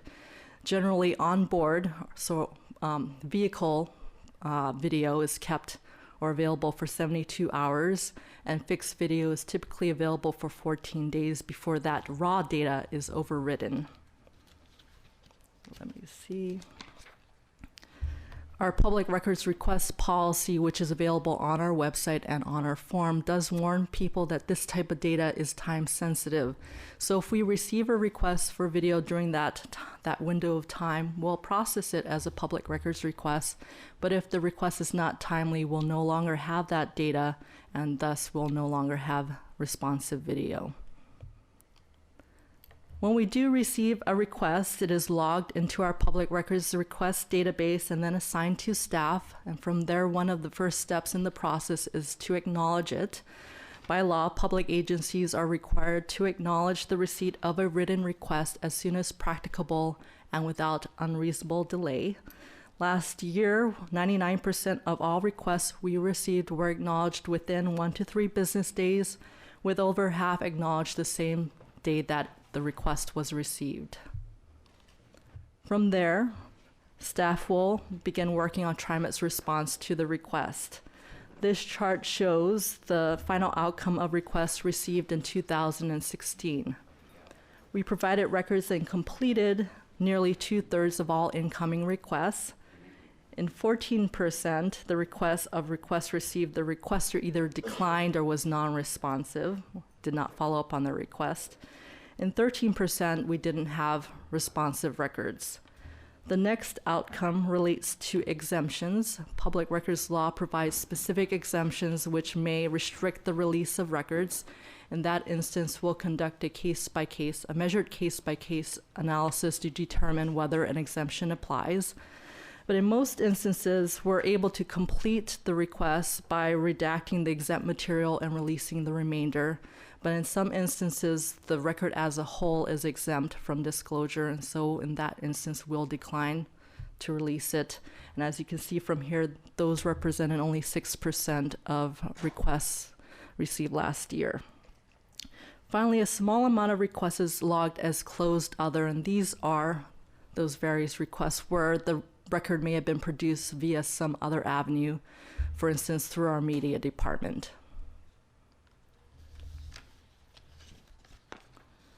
Oregon Public Records Law authorizes public agencies to establish fees that are reasonably calculated to reimburse it for its actual cost of making records available.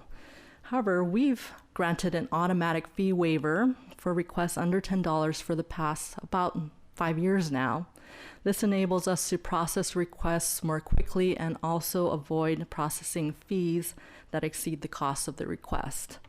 Last year, we provided records free of charge in nearly 62% of all completed requests, which was an increase of nearly 8% over last year. Oregon Public Records Law requires public bodies to provide proper and reasonable opportunities to inspect its records. The Oregon Attorney General advises that how quickly a public agency can reasonably make non-exempt records available will depend on various factors, though in the usual case, it should be possible to make requested records available within 10 working days. So using this as a baseline, we produced records within 10 working days in close to 2/3 of all completed requests last year. And here's a breakdown of the records that we provided within 10 working days. Of the 408 completed requests, over a third were produced either on the same or on the next business day.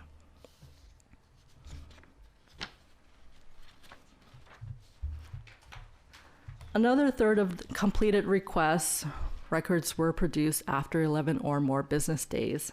The Attorney General does acknowledge that in some cases, more time, even significantly more time, may be required to respond to a request. Requests can be delayed for various reasons, and here are the most common ones. We receive requests that are complex in nature, so these may involve trade secret or legal reviews that take time to complete, or they may involve multiple staff across the agency and or multi-part requests. For instance, we recently received a request that contains 16 subparts, so it can take time to address some of those more complicated ones. We also receive vague requests that require clarification that is sometimes never received. So for instance, we once received a request for, I need to know my card and banking details. Wasn't quite sure how to answer that, and I don't think the requester ever got back to us with clarification. There may be delays in payment, and sometimes a requester is just not responsive. Typically, if we don't hear back from a requester after 30 days, we'll close the request and send a letter that sometimes reminds the requester that they have a pending request, and they'll ask us to reopen it, but by that time, the request is already over 30 days old. There may also be timing issues. For instance, a request for records, the records may not be available at that time, but will become available at a known future date. So in that instance, we'll keep the request open until it can be fulfilled. And finally, there are internal delays. When we contact staff to collect records, we know we're competing for limited resources, particularly where there are other high priority initiatives, such as our recent Morrison Yamhill Max Improvement project. We're cognizant that public records is not their primary duty, but we still strive to be as timely as possible with our limited resources. And plus, we've become really good at sending reminders and being general pests, so we'll get it done. So that was 2016. We're almost midway through 2017, so I thought I'd provide a brief preview of how things are going thus far. As of the end of May, we had 293 requests. The same time last year, we had 291, so we're slightly ahead of schedule. Here's a breakdown of the general categories. They're still holding, give or take a percentage or two. Video requests that were unrelated to routine claims or litigation are about 1 in 5 right now, and of the 167 requests that were completed as of the end of May, 65% were provided free of charge, up 3% from last year, so we're off to a pretty good start. So SB 481, which the governor signed last Tuesday, establishes, among other things, new timeframes for responding to public records requests. And if I may say so, I think TriMet does a pretty decent job at responding to requests, but it's always good to hear that from others as well. Last fall, journalist Michael Anderson made a request for passenger census data, which we were able to provide that day and at no cost. And when he received the records, he kindly issued this tweet. So, although I, and maybe at least one other reporter, thinks that TriMet does a pretty decent job at responding to public records requests, we can always do better. We'll continue to strive towards transparency, not only through our public records process, but also through the advancement of our records governance initiative, which I presented to the board this past March. The goal of that initiative is to improve the overall governance of all of our records and information assets, and thereby also improve our ability to respond to public records requests. We plan to launch phase 3 this fall, and we'll be resuming our inquiry into technological solutions. So I look forward to providing an update on both the records governance initiative and on public records in 2018. Are there any questions? Complete report. Yeah. Yeah. Is this being shared with the Secretary of State's office and the AG's office in some kind of form? I wasn't planning on doing that. We have a new Secretary of State, not new, but you know, we just wonder if that's a requirement or just something we could do as a volunteer. To my knowledge, there's no requirement that we do that. We did have a number of follow-up with some of the auditors from the Secretary of State's audit a number of years ago as we completed. It may be useful to make sure that they know that this information is available. Yeah, wouldn't hurt my feelings if it happened. Thank you. I see no other questions. Wonderful job. Thank you. Great. For your, it's obviously well organized, and the data is good and very defensible. And thank you for answering my question about the video. I guess how long we maintain those records. So that's good to know. Great. Well, thank you very much. Yeah, thanks. Yes. Move on. You bet.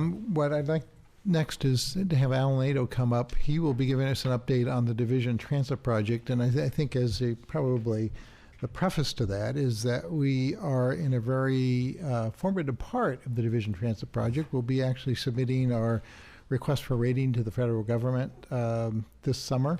And we are underway with reviewing a number of design issues and revisions with our community partners, including our Citizens Advisory Committee, and actually we have also a Budget and Policy Committee representing the involved jurisdictions. So we're really gearing up to do some real work here, and I thought it was a good time for Alan to give you an update.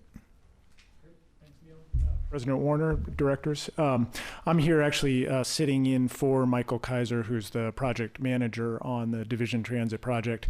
He is up in Seattle with a couple of other staff talking to the folks up there who did the design and construction on their bus rapid transit system, digging into details so that we can keep this thing moving forward and learn from everybody else's mistakes and not have to make those same mistakes. We'll make our own fresh mistakes probably. But learn from them as we go. So this is a relatively brief project update. As Neil said, we're looking forward to some new milestones coming up in the year, but we're in the middle of relatively early design, what's called project development right now. And the design has simplified, as you've heard from us over time, so that it's a system from downtown Portland across the Tillicum Crossing along Division to downtown Gresham with a enhanced service on the Line 20 connecting to the Mount Hood Community College.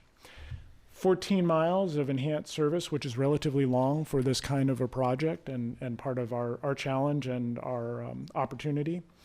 With 41 stations, 82 platforms, a 15% average improvement in travel times. And we'll be using, along with the Tillicum Crossing, the existing stations along that Tillicum transit way at OMSI South Waterfront in downtown to take advantage of the infrastructure that's already there. We're finalizing 10% design of cost estimate and doing value engineering to make sure we stay on track with budget and expectations. And are coming sort of in the long arc of things, coming to the end of 15% design, which is a milestone in sort of an early draft of what it looks like. We continue to go to 100% before we go to construction, of course. But at 15%, this is a great place to stop, take a look at it, have all of our partners take a look at it, have the public take a detailed, scrutinized look at it, and make sure we're heading off in the right direction in the next step. We're transitioning to a new design team, which you approved the contract for last month, to take us from 15% through to construction. And we're having an open house tomorrow night, which we hope many people will join us for. And we know that some of our stakeholders and community representatives are getting ready for that as well. So this just confirms what I mentioned. The Tillicum Crossing has been confirmed. It was the preference all along. We needed to do some more work to make sure that it was adequate.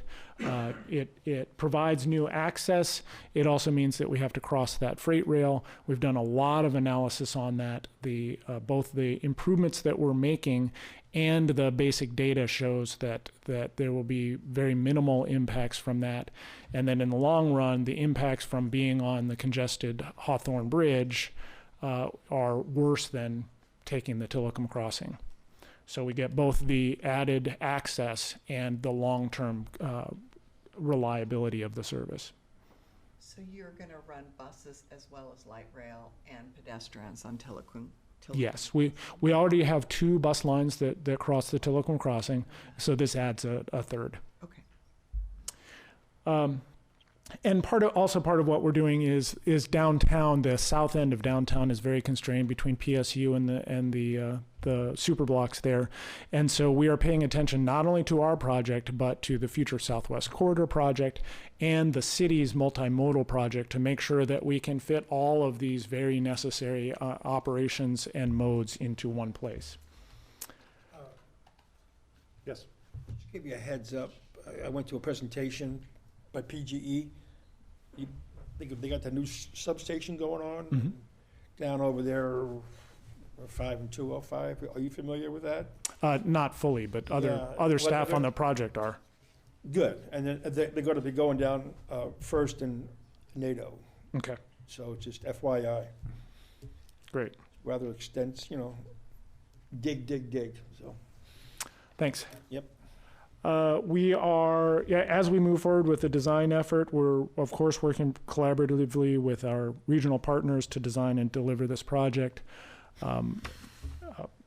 and really emphasizing the integrity of the process, the transparency of the process, the accountability, and the equity. These design processes are challenging and take a lot of interaction with the public, with the stakeholders. And we, as TriMet, and Michael, as the project manager, are dedicated to doing that. Balancing the community needs, as it says here, with project performance and project cost, making sure that we're providing what was expected in a reasonable manner, on time and on budget. This is a rough sketch of the schedule. And as I mentioned, we are in design. We will be submitting for FTA rating. We've already gotten some interim approvals along that line, so things are looking good there.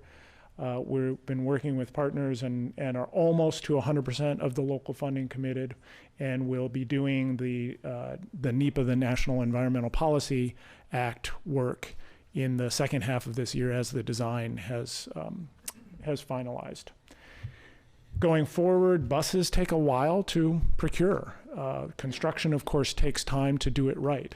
And we're looking at service planning in the year before, and then startup and opening in 2021. A quick touch on the project budget. The right side of that pie there is the construction and the design, which of course go together. You can't do a construction without the design. And real property at the current look, there are certainly some locations where we need to buy some property to make the project work. That may change a little bit as design continues forward and we continue working with the community and with stakeholders and property owners along the alignment to try and make sure we're getting a good project that also minimizes impacts. Part of the point of showing this, though, is that there are other elements like the vehicles, like the improvement at the Pal Garage that are integral to the project that have to be part of the project, part of the budget, but are not seen on the street, nevertheless needed for the project.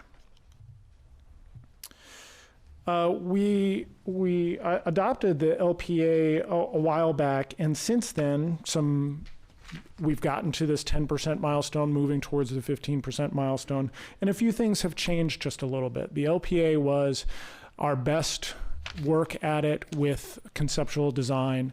This has increased our understanding and furthered our design. And there have been several station changes. And at the bottom, you can see there's 7 small station shifts, 4 station removals, and 1 station addition. And I wanted to give you 2 examples of those to give you a sense of what that looks like and why those things are happening. The LPA, as I mentioned, is our best understanding of the needs at the time. And during that LPA, we identified 127th as a good location for a station. When we got back in to look at it, we looked at some of the details, and I won't expect you to take too much close attention to these lines. Just understand that we did a number of different designs and a number of different analyses of this location to understand what the implications were.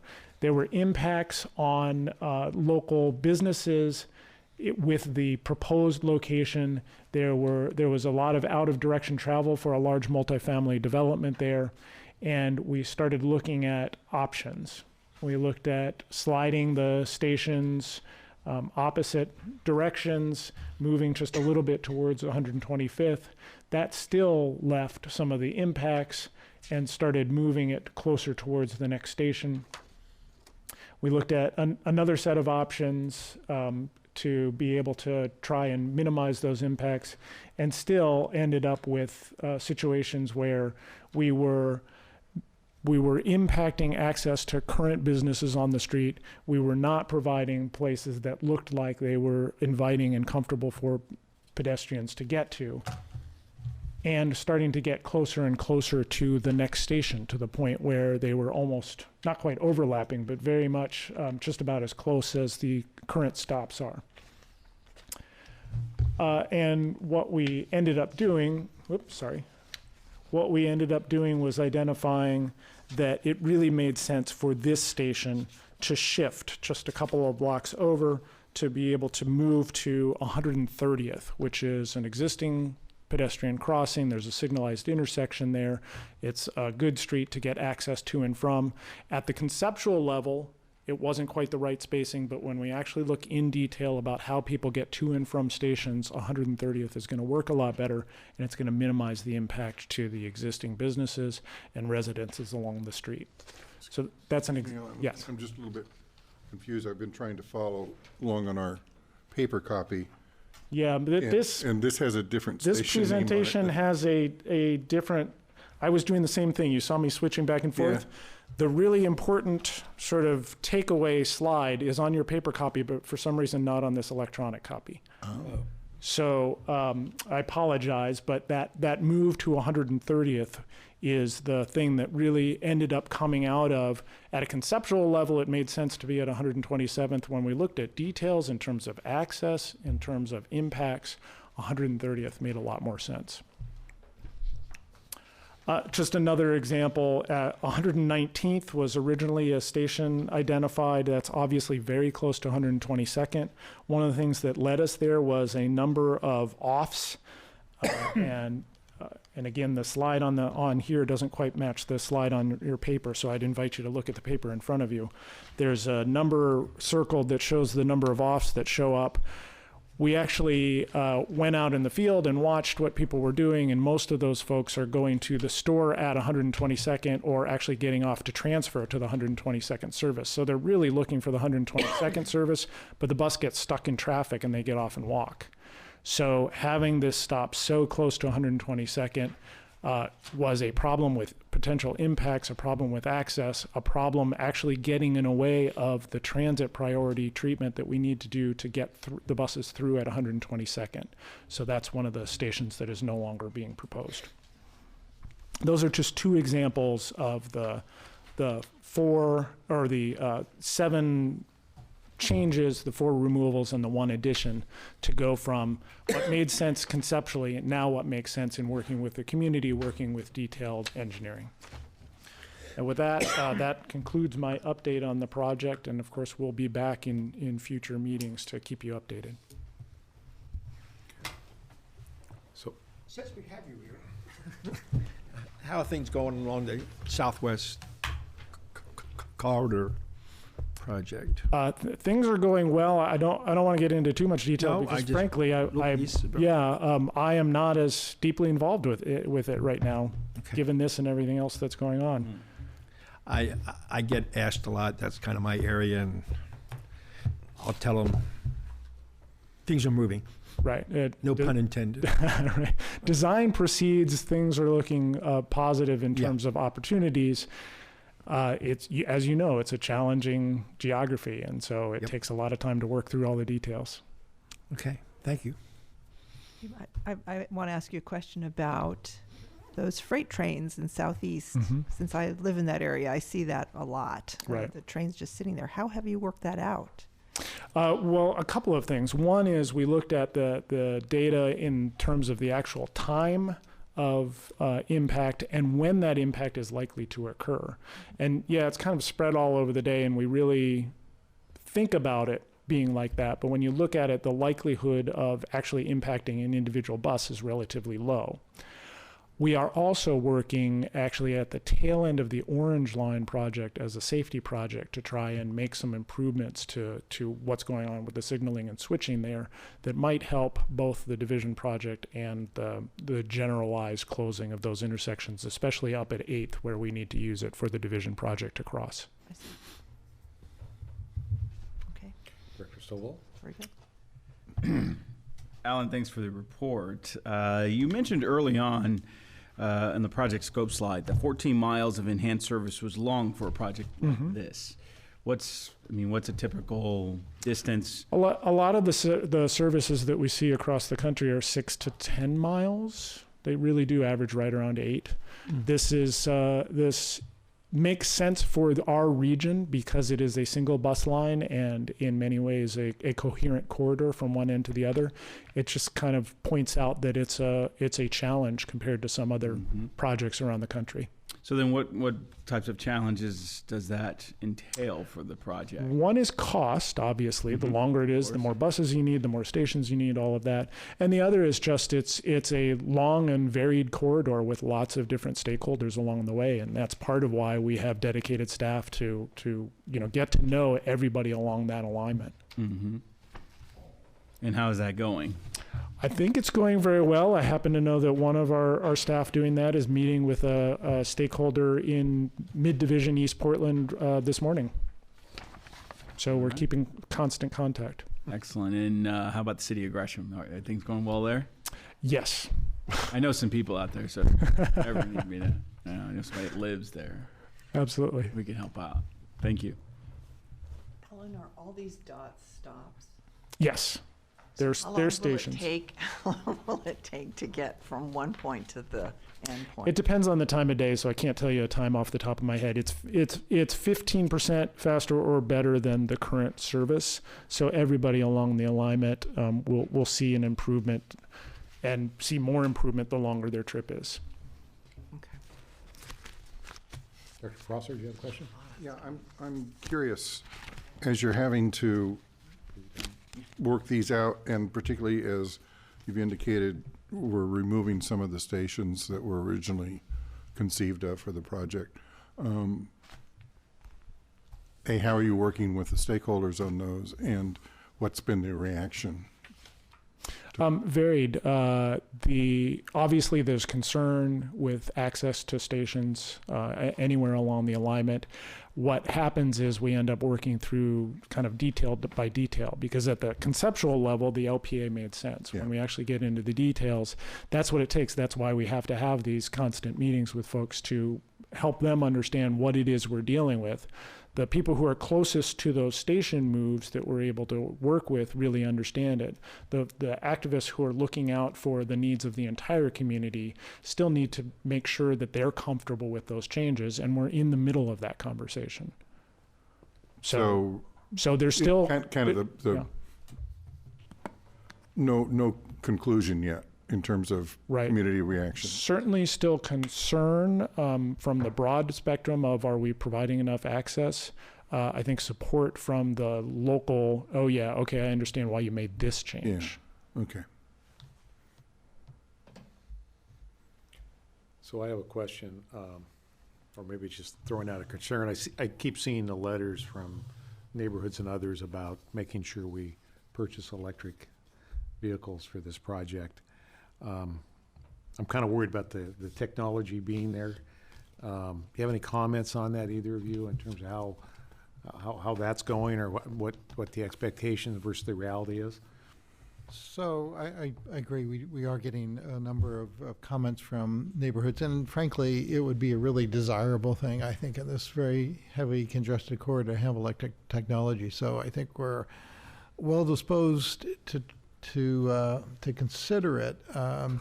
I've recently met with a group a nonprofit that we've associated ourselves. CTE is their initial, and they deal with the advancement of new technology into the marketplace. And one of the areas that they tend to focus is on the adoption of electric technology by public transit operators right now. And they're working with a number of properties, including us, with our 5-bus electric prototype project that we have underway. So what I intend to do is actually ask them to do an independent assessment about whether or not electric technology is right for this corridor, what it would mean in terms of sort of pushing the marketplace, and really see where we are right now. I would say, as we speak, there's not a product that really fits the bill. The articulated bus with electric technology that's been tested and proven, at least for a year or so, on the road someplace else. Now the market's evolving quickly. Battery capacity and storage are evolving quickly. So these are all things that we're not experts in, which is why I think some outside expertise is really called for to make sure this is a really good decision. Decision will need to be made first quarter of 2018 to get an order in place for the timeline that Alan showed you on his overall time chart. So that's when we'll be investigating. There's also issues about what does the garage look like? What does on route charging look like? What's the mix between the two? So there's a lot of also the spec of the bus with specific battery capacity that meets the requirements of this line. So these are all issues that I think, again, we'll get a much more full technical assessment of. But I think where I am right now is I think where you were, Mr. Board President, which is it would really push the technology pretty far, but I want to get an independent assessment of that before we make any final call on that. Yeah, I just want to be totally forthcoming with folks in terms of where we are and what we're doing. I think your plan of attack is a good one. Thank you. Yeah, and I agree with that. I mean, sort of like the board emphasized about the hop pass, and that we want to independent review of that. Yeah, and give it a lot of time, and so we feel comfortable with the system for our customers. Yep. That's it. Thanks, Alan. Great, thank you. Appreciate it. Maybe just a quick update on the Hop Fast Pass. We are, as you know, ramping up with beta tests. We now have 5,000 beta testers on the system. Their response has been very positive. The number of calls to our call center has been less than we expected. That said, we know that when you have a beta tester, you probably have somebody who's really interested in technology, so they might be a little more savvy than me, for example. But we now expect that we will begin to see the product distributed to the retail outlet starting July 1st. Our real sort of focused launch will really be July 17th to have some time for that sort of stocking of the passes at retail locations, and then we'll begin a much broader communication and marketing effort associated with the transition. And so we'll see.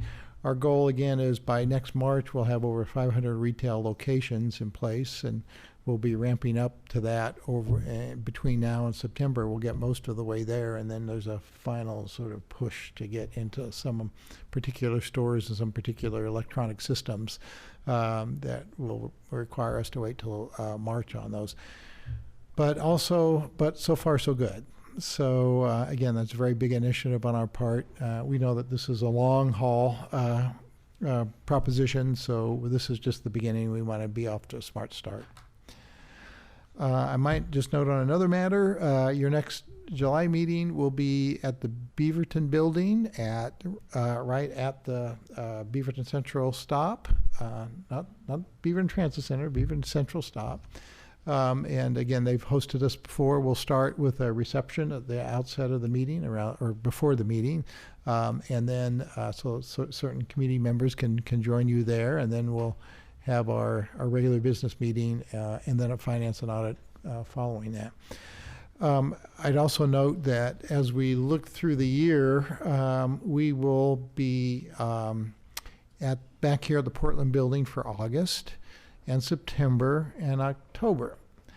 In October, you will say goodbye to this meeting space because we'll be leaving with a retreat that will be up at the Oregon Zoo in November, and by December, we're pretty sure this will be under remodel at that point in time and will be dislodged. So then beginning next year, we'll be in a number of different locations. We have a general base or a home base launched, which is the plaza level conference at the World Trade Center that you were at last month. So that'll be our home base, but we'll have a number of other meeting locations around the region. And a couple times a year also we'll get back to Center Street for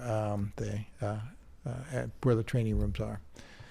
So just to note that we're going to be adjusting ourselves to no Portland building here in the near future. Good. With that, I don't know how many years ago we went out to Clackamas College and had a board meeting. yes. I think that's something we should look at, or someplace out on the east side. East side's good. We got this division going Yep. on, and we want to hear about the Orange Line. Yep. With the, We'll continue to scour we have been out to Gresham City Hall a number of times. I know we'll return there before very long. And of course, we've been at Ride Connection a number of times. So those are good east side locations that we can find. okay. Any other questions for the board? You know, this is our first board meeting since, of course, the tragic events at the Hollywood Mac Center. So it's been it's emotional for all of us, and I hope we'll hear about a permanent memorial there. Yes, and maybe I could give you just a very quick update on that and where we are with that. We are, of course, beginning the formation of a group that will consider the memorial. We're partnering with the city of Portland and working very closely with them. We've had initial outreach to the families involved. My assessment is right now it's a little too early to really get them involved in a thoughtful way, though we've gotten initial reactions and thoughts.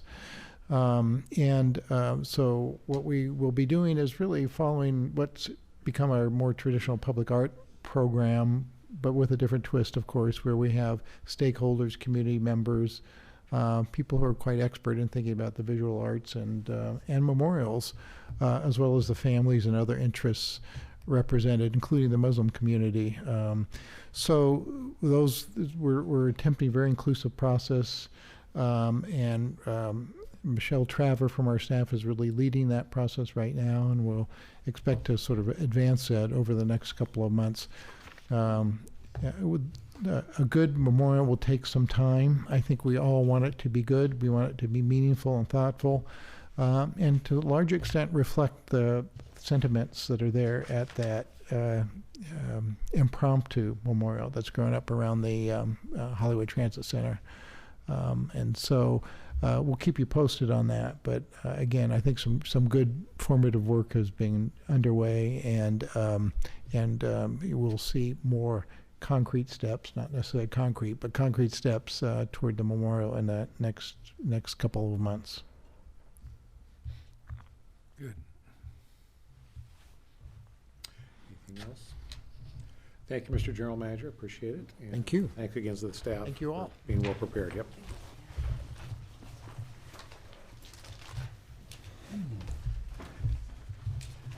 Magic words, we're adjourned or something? We already did that. We adjourned from the business. Yeah, yeah. You can leave. You can leave. And nobody will object.